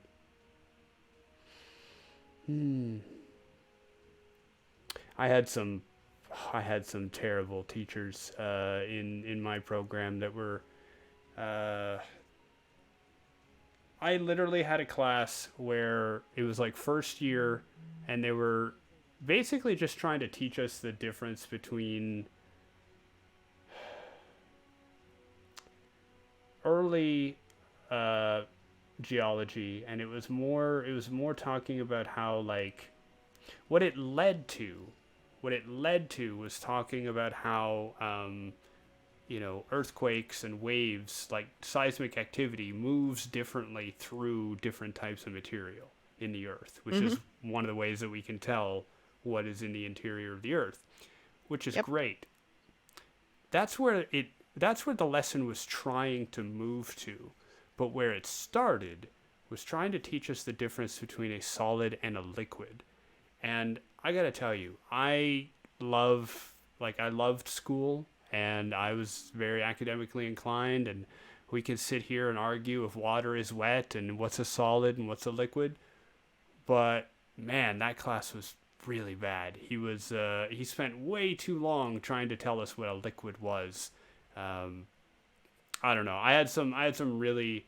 It's a real shame because it's a really interesting subject that I'm hearing a lot of enthusiasm from you, and then you get teachers like that who just make it the driest, least relatable subject. And I mean, that's the same of all classes, right? Like whether it's geology or math or theater, even there's people out there who just somehow know how to drain the enthusiasm out of it.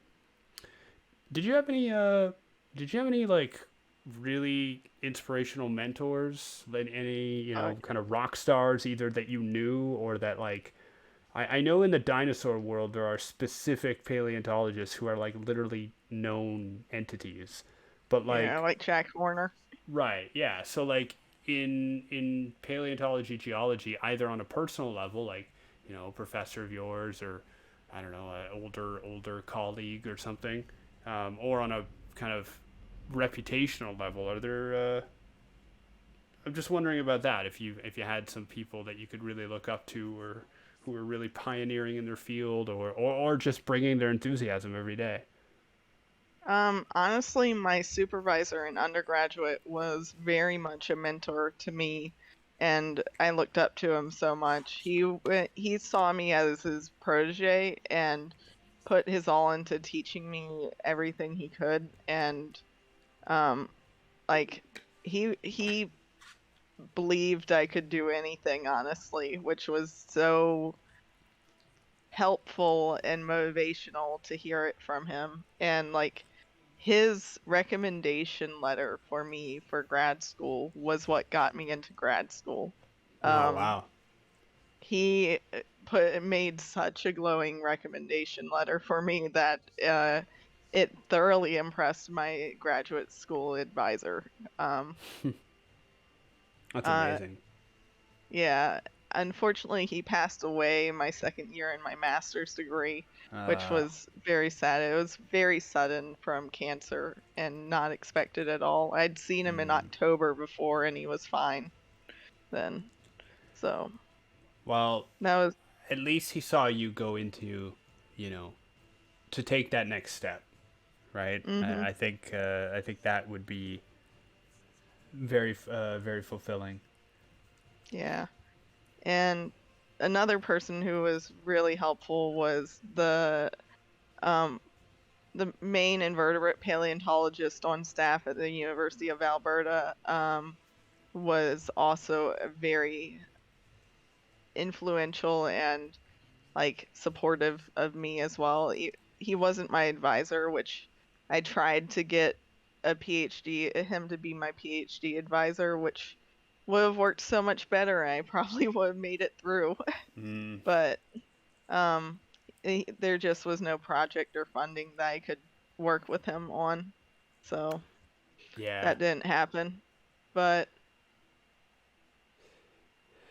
Yeah, that could be tough. I mean, for myself, I didn't really have that.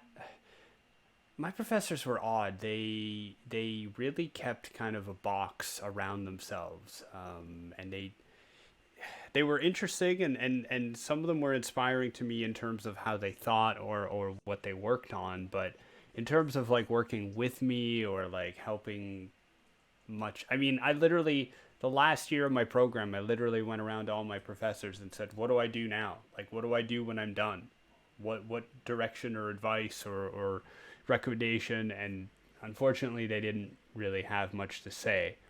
But mhm, there were a few professors who I really admired because they taught me they taught me how to approach problems in a different way or with a different mhm, perspective, and that was I always tell this story how we had this one professor, great guy. He's actually a physicist who does work at CERN occasionally, and his tests, his assignments were really hard, mhm. like really hard if you didn't shift your perspective. Um, this is getting off track, Chad, but I'm just stalling while Six is coming back. Um, I'm back. all right, It's quiet. all right. Well, I'll finish the story and then we're gonna do some bonfire bash. All right. Mm-hmm. So we get this. We had been studying magnetic fields, and a lot of our questions in class were, okay, if you measure from the center of a sphere or the center of a cube or whatever, and you have all these criteria set up, what's the magnetic field? And the advantage is that if you are in the center of these objects, the math kind of becomes easier. It cancels things out, blah, blah, blah. It becomes easier. So, of course, for the assignment, the question was now you're not in the center of the cube, you are on the corner of a cube with these dimensions. What do you do? And the math doesn't work. We tried. I think I invented a type of math. I spent 3 days with my classmates and what we handed in was a book of nonsense, hoping that we would get partial credit. And after handing it in, I went to him and I said, "How do you do this? Like, I want you to do this right now for me because I have spent like 70 hours trying to do this." And he goes, "Oh, well, you know how to calculate it from the center of a cube, right?" And we're like, "Yeah." "Well, imagine that the corner of the cube that I described, surround that cube with 8 other cubes, and now the corner of your cube is the center of a megacube. Calculate it for as you would normally do for the megacube and divide your answer by 9. There's your answer." Yep. And I like, there are no memes that could just the level of deflation I had. But because I learned that, I literally only took 15 minutes to do his final exam because I understood. And it sounds like a trick chat, I'm sure, but it was more about taking a problem, looking at it from a different perspective, or changing a problem to fit a structure or a perspective that you're more familiar with. So I didn't have anybody really like on a good interpersonal level. They were fine, but they were aloof. They were distant. But yeah, I really appreciated kind of learning how to turn things on their head like that.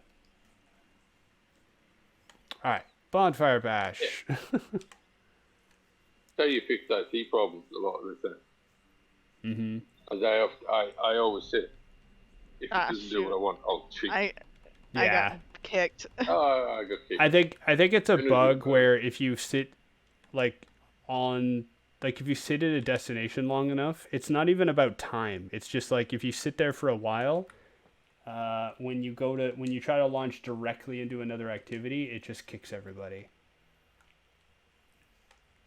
Probably on the next I know page. wonder I'm so scared. We think I spend a said lot both. of time sitting in the tower talking. I have another possibly random question for you, Val.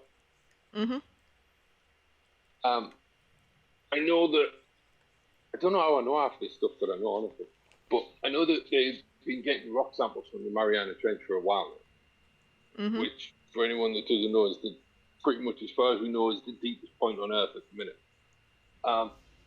Paleontology-wise, is that exciting for you that we're starting to get samples? Is there a chance that you're going to find, like, if ever there's going to be a spot to find ammonite bone, surely the bottom of the trench is going to be up there as one of the best ever spots. Not really. So the thing, okay, I feel like I need to explain plate tectonics. Okay, so plate tectonics. How much do you all know about plate tectonics? I probably know I know there quite are a lot, some, but and I know they move. yeah, Okay. go with I six's know we level. all sit. I know we sit on the plate, and the plates move, and when they rub together, things break off. Volcanoes, that sort of stuff. That's the level that I'm at. I'll be honest. Okay, so the plates, we have continental and we have oceanic plates. Oceanic plates, as you can imagine, are underneath the oceans. They are denser because they are made of what we call mafic rocks. Mafic rocks are made up of heavier minerals compared to felsic rocks, which is like granite. Granite's a felsic rock. Most of the continental crust, the continental plates, are made up of granite and lightweight rocks like that. So when a continental plate and an oceanic plate meet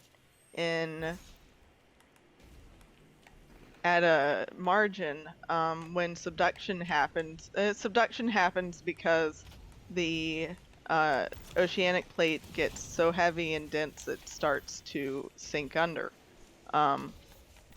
So the thing is, there's constant formation of oceanic plates at what we call mid-ocean ridges.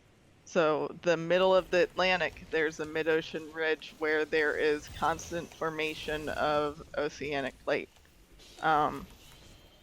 Continental crust is made in a different manner.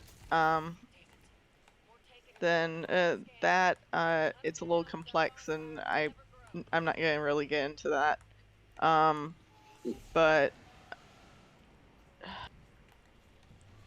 sorry, trying to put things together while doing this.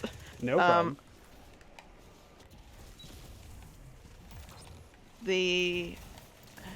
So oceanic crust is only so old because it is constantly being created and consumed at subduction zones. So it only gets so old before it starts being subducted. And it can be subducted either at a oceanic margin or a continental oceanic margin. When it's an oceanic margin, it's usually a case of one of the two crusts is older than the other, and the older one is being subducted. Right. So, Chad, if you're having trouble visualizing this, to make it very clear, but maybe simplistically so, we are talking about like layers of crust, and when we talk about subduction zones, the one crust is folded over the other, squeezed over, pushed over another one. Essentially. Yeah. So. Think of it like a conveyor belt. That was the most simplest way it was described to me.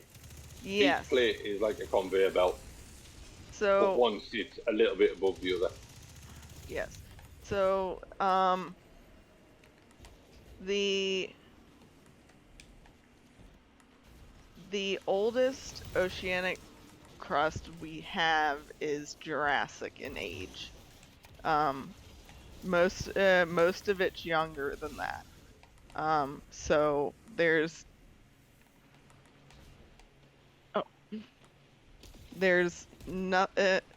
nothing we can get from it that's older than that. And yes, it's continuous deposition, but you're not going to get it to it very well. And like even as subduction zone, you're starting to deal with things where it's pressures that could make it unreliable in terms of what you would find in terms of fossils from it. I don't know exactly what you would find in it. Because at the bottom of the ocean where all this is happening, creatures are pretty few and far between. I'm sorry, I'm probably not making a whole lot of sense right now. No, you're actually making a lot of sense. I know what you're saying. I know there's lots of people who are interested in what's down there, but it's figuring out what groups are interested in it and why. Yeah. I don't know how I get up where those things are at. Yeah, I had to be creative. The tarps in the middle of this courtyard here are physical. Okay. Yeah, if you come up into the top left corner and jump across, it's a bit easier. Okay. And the last. Okay, I give up. It's all good. Random question for you. So I know that one thing that's kind of. Oh, did that wizard really just teleport back up to the top? It did. This is why we hate you, Hive. This is the only reason. This is why we hate you. Anyway. It's alright, I've got him. He's gone. He's gone. Okay. So, does magnetism play any real relevance into the paleontology that you've been discussing? Because the reason I bring this up is because I know that, like, one random fact that I always found interesting is that, our magnetic north has changed over like many times over our planet's history, and one way we can tell that is we can look at rocks and determine by their orientation essentially which way the magnetic fields were for them. But I just find that really interesting. It has no real impact on my life other than me going, huh, that's neat. But so I'm just wondering. Actually, yeah. That's actually one of the ways we found it. So I don't know if you know this, but the theory of plate tectonics wasn't like accepted until like the 1950s. Yeah, it was Wagner, Alfred Wagner, wasn't it? He had to there's a whole bunch of different bodies of evidence, And the final one was the magnetic anomalies across the Atlantic Ocean. Oh, interesting. Well, So please the tell me more final about one that. so this is more of a geology thing than a paleontology thing, but Mm-hmm. one of the things is as you go across from the mid-ocean ridge outwards, you see magnetic anomalies of which way north is in the rock. So igneous rocks, when they're formed, will record which way magnetic north is. That's what you were talking about. It's the magnetic alignment of the elements and minerals within the rock is going to be influenced by magnetic north. So the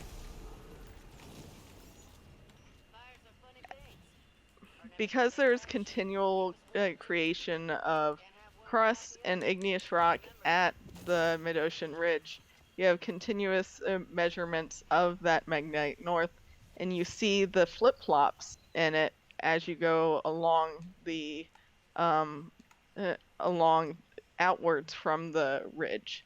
You can actually measure this. Not you don't even have to directly go sample the rock. You can measure this from the surface of the ocean.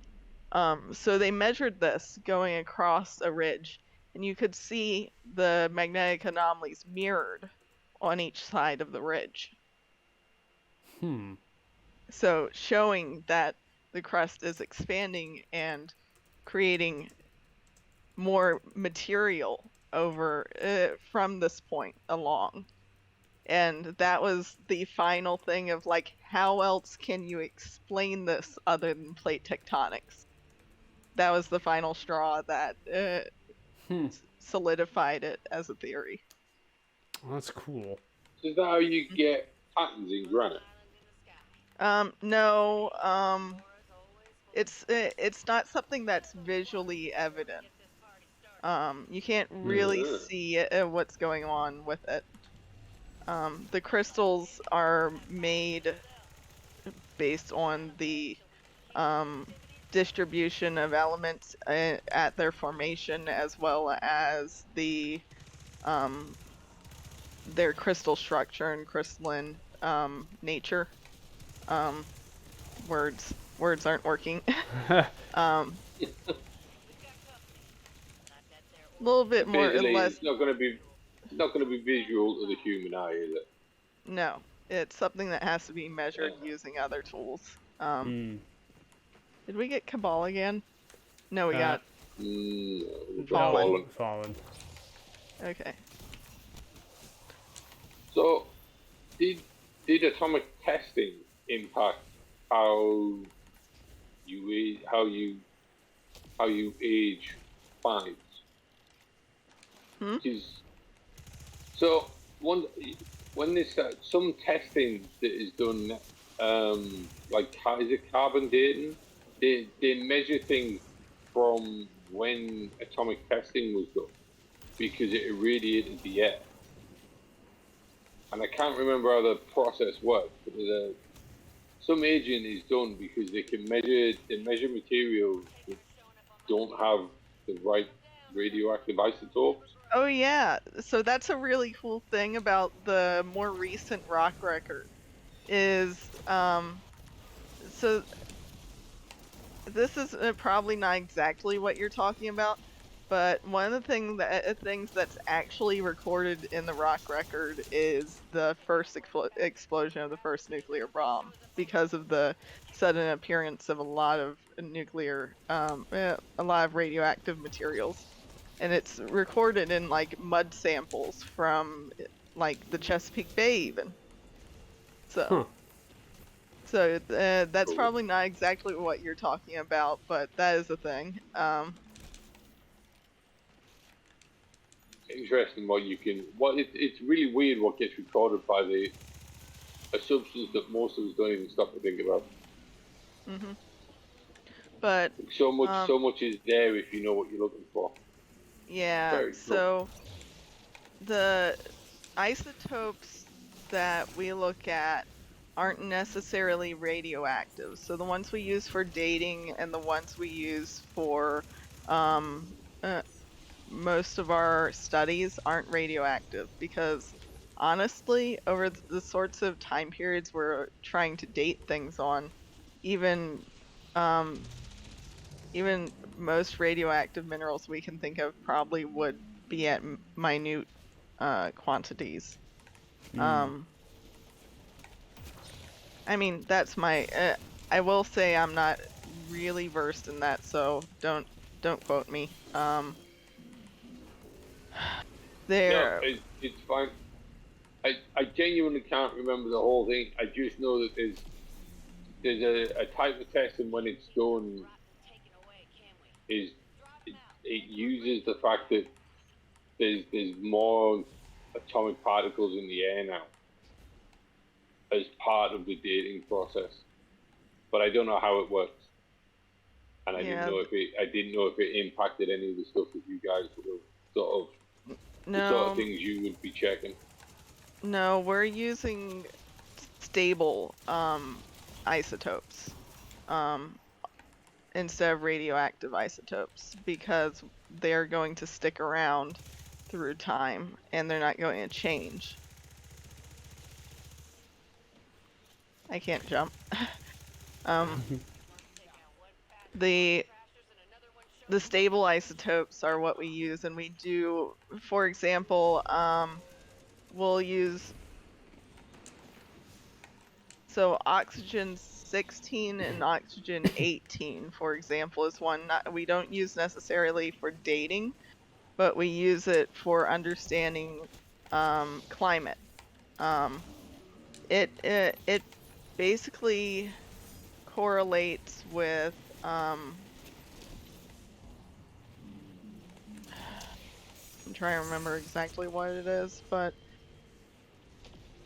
it sort of correlates with carbon dioxide, I believe. I'm sorry, I'm not remembering exactly, but there's a specific atmospheric condition that it records with these isotopes, and we can correlate with it, and we get wiggle graphs. And like I said, like I was talking about before, that correspond to what we can infer based on known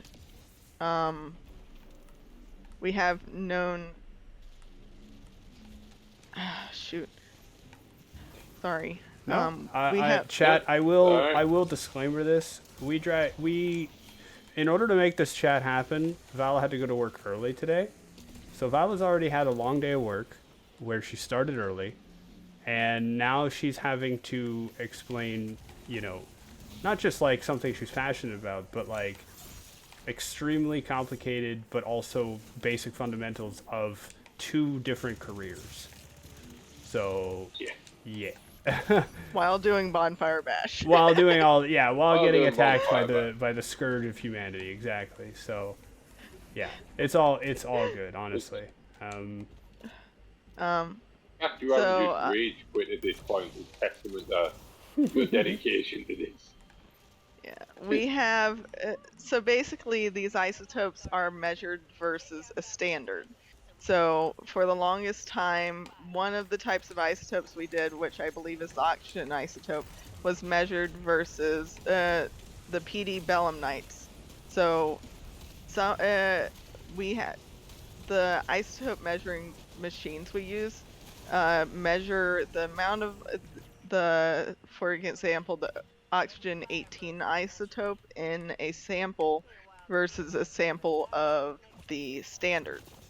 So we were using the PD belemnite standard for the longest time until we used up all the PD belemnites.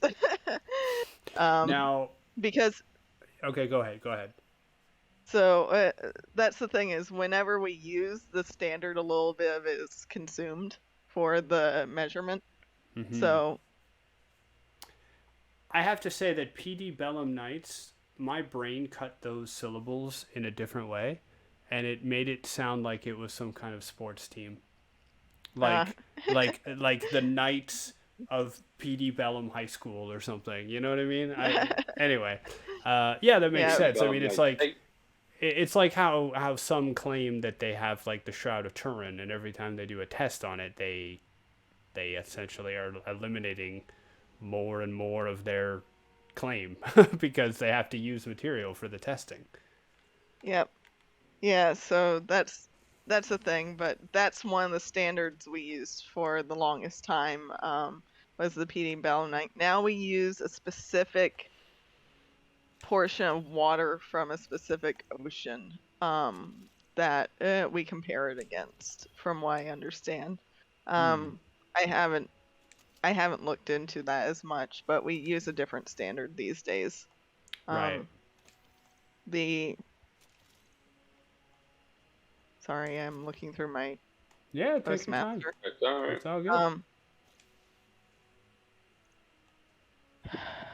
the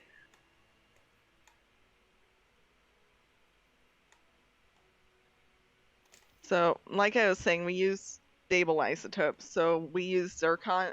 Zircon is a um, very stable and very hard and difficult to destroy mineral.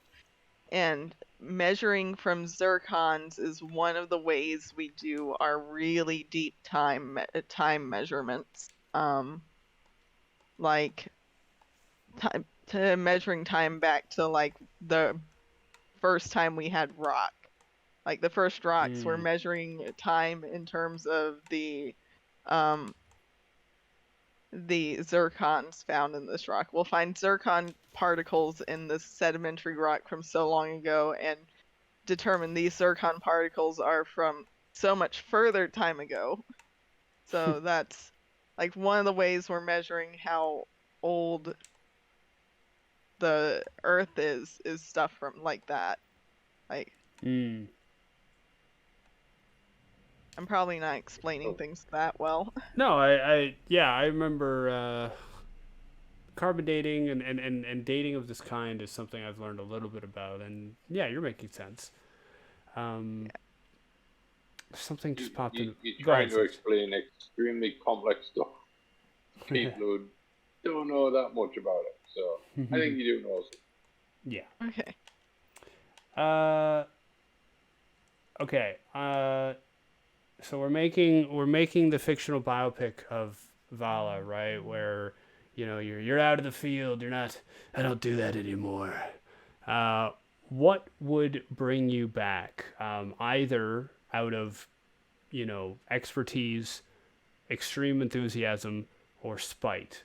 What is going to get you to get back into the field? I'm not talking about real life stuff. I'm like, what about your field? What could happen? What news could break that could make you go, I need to get there now? I'm curious about what for me, I had a moment like this when I first decided to want to go into this field. I had heard about some accidents that were happening with some rockets that were using foam. They were using a foam insulating material, and I was frustrated that that was the approach that we were still doing. And I said, you know what? I've always loved space, so let's see if I can find a way to, make it better.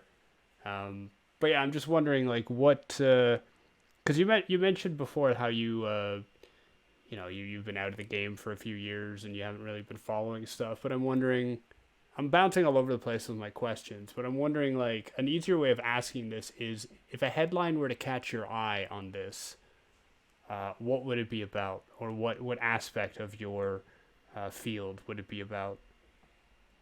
Oh, you don't understand. I would literally jump back in the field immediately if I could. Like Fair it's real enough. life stuff keeping me from it. Like I would jump out. I would jump into the field in a Mm. heartbeat if Mm-hmm. at all could do that. Um yeah, it's just I have a passion for it. A headline like changes in our understanding of the Permian Triassic boundary would probably do it. Like something along the lines of like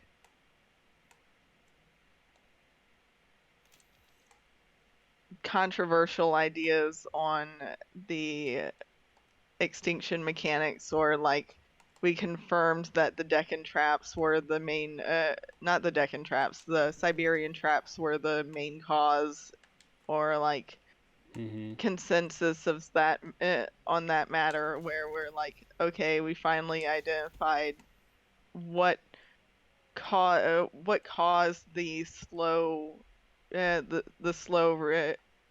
recovery times in the Triassic, and like, or we found out why the Marine Revolution happened.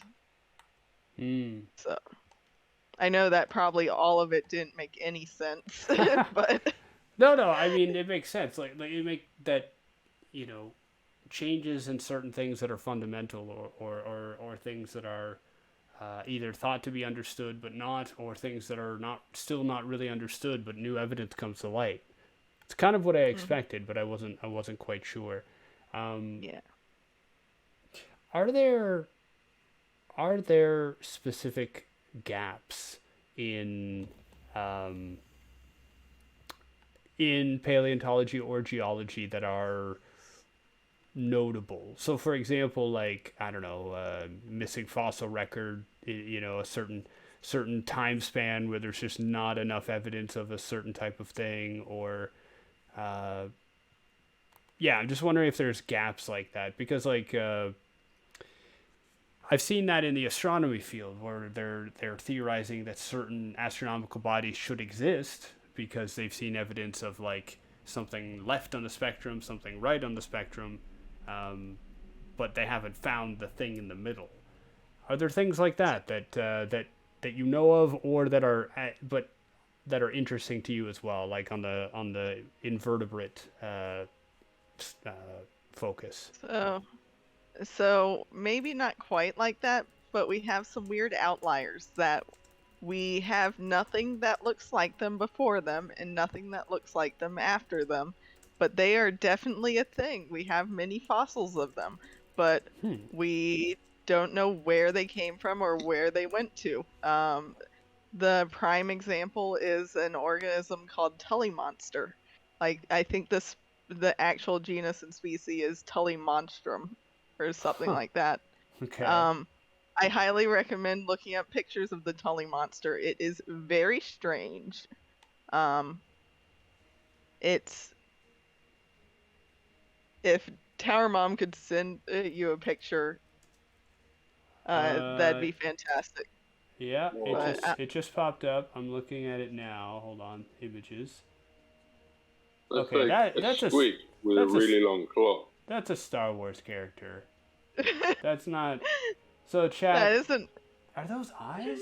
Is that? Yes, those are eyes on stalks. Okay, so. All right, chat. I'm gonna. There's 2 ways that I could go about describing this creature. 3 ways. Okay. All right. Take the Ocarina of Time, stretch it out, put eyeballs on top of it, but those eyeballs are resting on a spoke, like a Q-tip, and then at the end of the ocarina add like a long claw. That's one way. Another way would be like take a fish and move its eyes above and midway down its back, and then add a claw. And the third way would be, it almost looks like I almost imagine it like a. Okay, now I need to look. There's a hole in its side, man.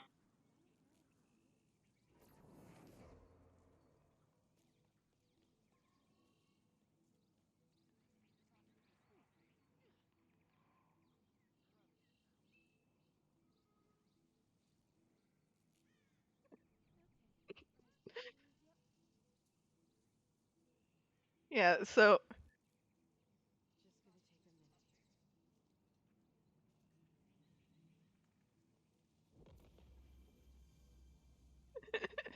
it is a very strange creature, I can say that.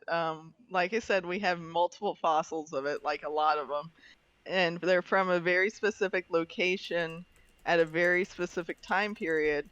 and there's nothing like it before and nothing like it after. The closest we have of things that have like the one claw and an appendage like that is there's another creature called Opabinia from the Burgess Shale that has like one claw and it has 5 eyes, and it sort of is sort of like, it also looks like a freaking Star Wars character, to be honest. That's why. And when like these Tully monstrums, when were they around? They were around during the Carboniferous, so okay, I haven't really laid out the time scale very well yet. So let the Phanerozoic eon is divided up into 3 eras. There's the Paleozoic era, the Mesozoic era, and the Cenozoic era. We are technically at in the Cenozoic era at the very end of it.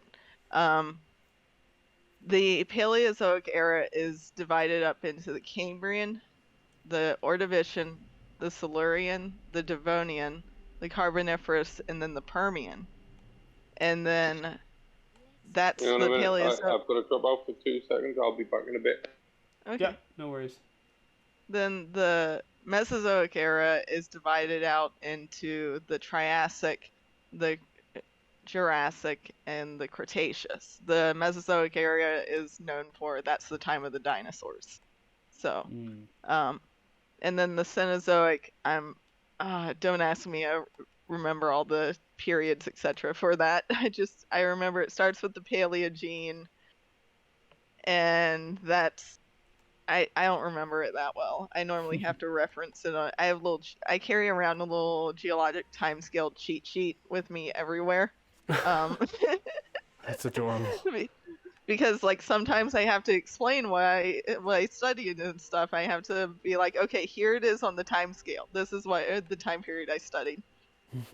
So the Permian Triassic mass extinction is the boundary between the Paleozoic and the Mesozoic. That's why it's such a big thing. And of course, the KPG, the Cretaceous Paleogene boundary, that mass extinction is at the Mesozoic Cenozoic boundary. That's the one that killed all the dinosaurs. But the reason the Permian Triassic mass extinction is so important is literally 90% of all life on Earth went extinct at that boundary. And something like 96 to 98% of all life in the oceans went extinct. It was a very serious extinction event. It was the largest one in Earth's history. But where was I going with this? I was talking about the Carboniferous. Oh yes. So the Carboniferous is weird in the fact that in the U.S. you can divide it out into the Pennsylvanian and the Mississippian, based on sections that are in those 2 locations. But in the rest of the world, it's only divided out in the Carboniferous. Carboniferous is referring to a lot of the deposits around the world are coal deposits for it. Not all of it, but there are a lot of coal deposits during that time period. Question from Pens. He says, so those boundaries, are they considered stratigraphic events? So they are the events that we use in stratigraphy to define boundaries. They are considered, so particularly the PT boundary, the Permian Triassic boundary, it is considered a overall change where nothing could happen, like nothing could go back to the way it was before that boundary. Life on Earth changed so significantly because of that boundary event that nothing was like it went from life that we wouldn't recognize in the oceans, like the oceans were so vastly different in terms of life, compared to now, like after that event, the oceans were very similar to what we would see fauna-wise now. It'd be very similar to what we would recognize. So, um, these are the events that we use to define the boundaries of eras. And there are 5 major mass extinction events that we use for most of the boundaries, but every boundary that we use in stratigraphy and marking time are going to be extinction events.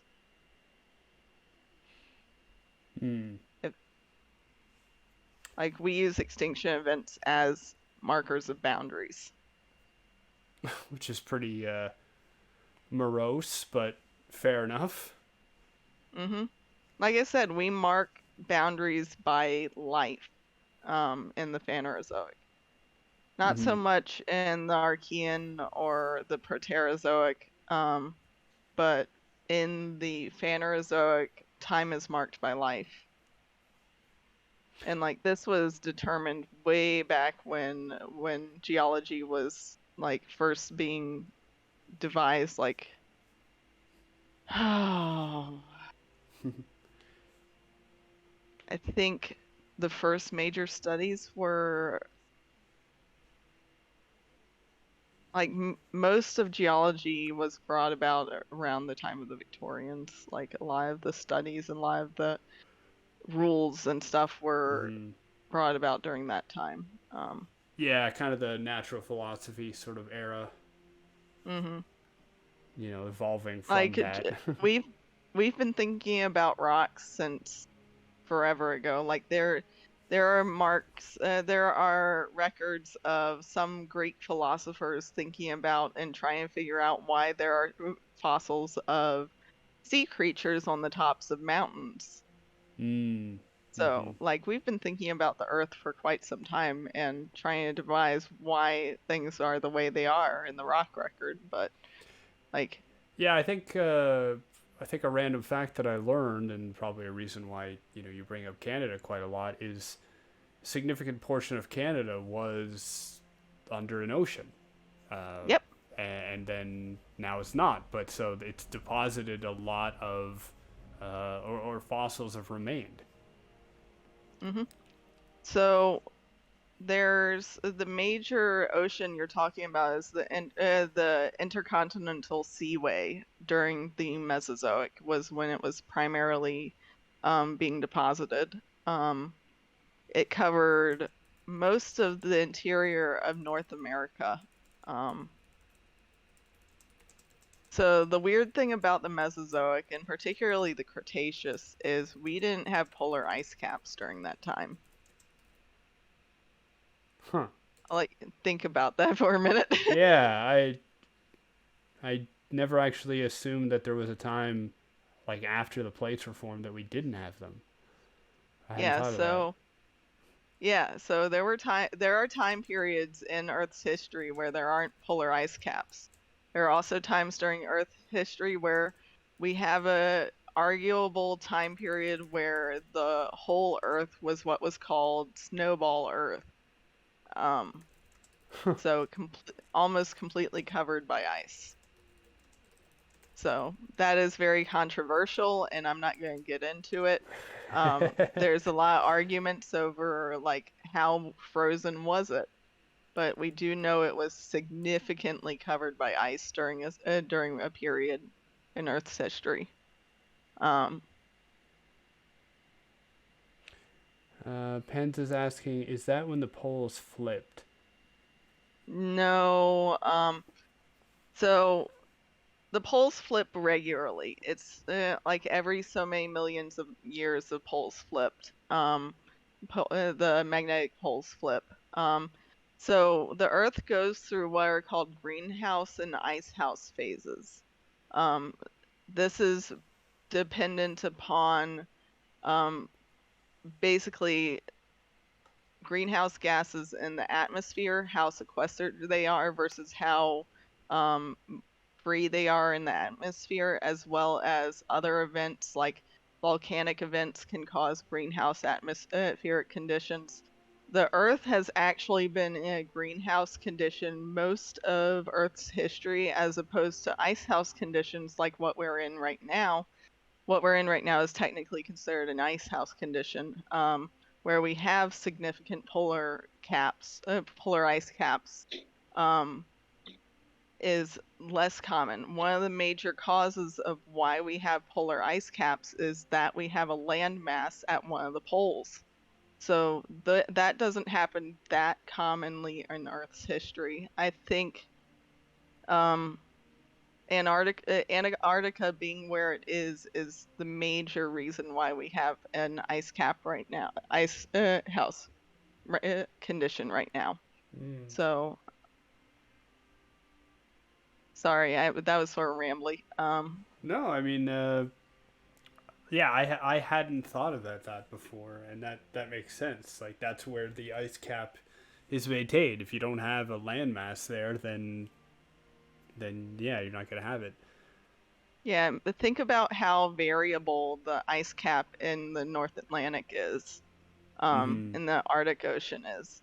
Like how much it changes over the course of a year, and how variable it is based on just Earth's temperature, how much it's changed versus like how much Antarctica has changed. Like Antarctica has changed a lot less than the Arctic ice cap.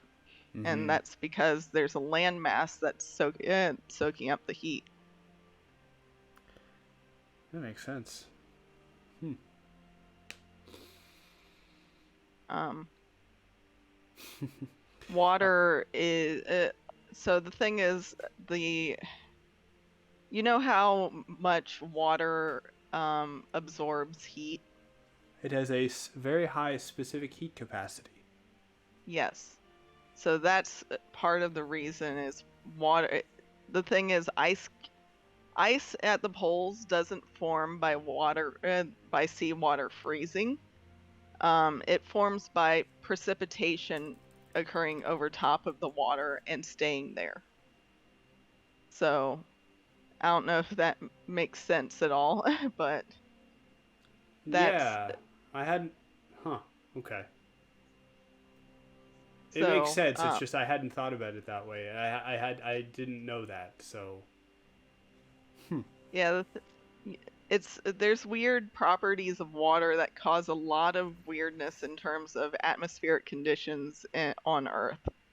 Um, Yeah. and a lot of that determines like what sort of climate conditions we're working with. One of the reasons the Permian Triassic was so bad was the output. So during the Permian, we had Pangea, right? Mm-hmm. Everybody knows about Pangea. Right. Pangea, one of the subcontinents of Pangea actually was over the over the South Pole. So it extended over onto the South Pole. The it For a while there it was ice house conditions because of that. But at the end of the Permian, the Siberian traps erupted in Siberia. So okay, I should explain what Siberian traps are. So we have these events called, I'm just not going to say the acronym, but they're large igneous provinces. So we have humongous igneous eruptions that occur over humongous areas. They're basaltic eruptions, but they put out tons and tons of greenhouse gases at that time. During the Permian, this is considered one of the major causes, probably not the only cause, but a major cause of the extinction event, is that the Siberian traps, which is one of these large igneous provinces, erupted underneath a huge coal bed.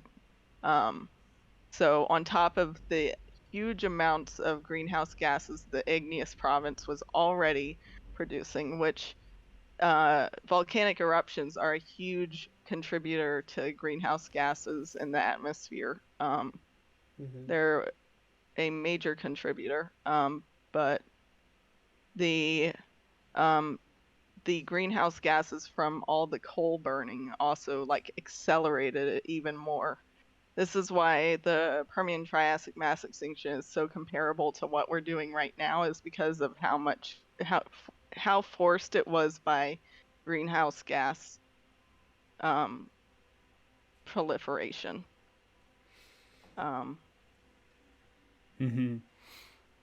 So, and that's why it's so important to study it. Yeah. Sorry, Six. That's all right. Yeah, random Destiny fact, but my favorite ornament for the Rat King is called climate change. And I wear it in the hopes that if I ever defeat a troll who doesn't believe in climate change, they will inspect my loadout and see that.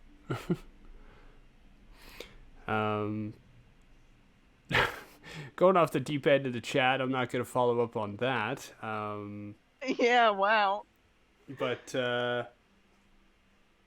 yeah, I think what we'll do is we'll come to an end of the official chat, the part that will go up on YouTube. We'll bring it to an end, but we can continue just hanging out and chatting and stuff as well.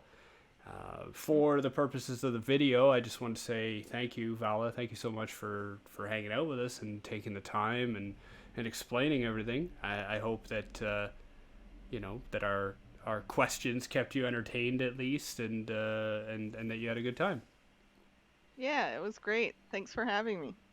Yeah, anytime. And chat, again, everybody here in the stream, we're going to keep going. But for those on YouTube, thank you so much for hanging out and watching. You can check out the rest of the playlist if you're interested, or jump into Destiny lore or other video game lore if you're interested. And all our various links are below, including Discord, if you want to come in and ask us some more questions, or if you want to be part of the KAZ Learns About series. There's a sign-up sheet. You can come in. You can chat about anything. If you're an expert in bionicle lore, come teach me about it. I'd love to have you. So thank you, everybody in the video. Thank you very much. And as always, be safe, be kind, and we'll see you all next time. Bye now.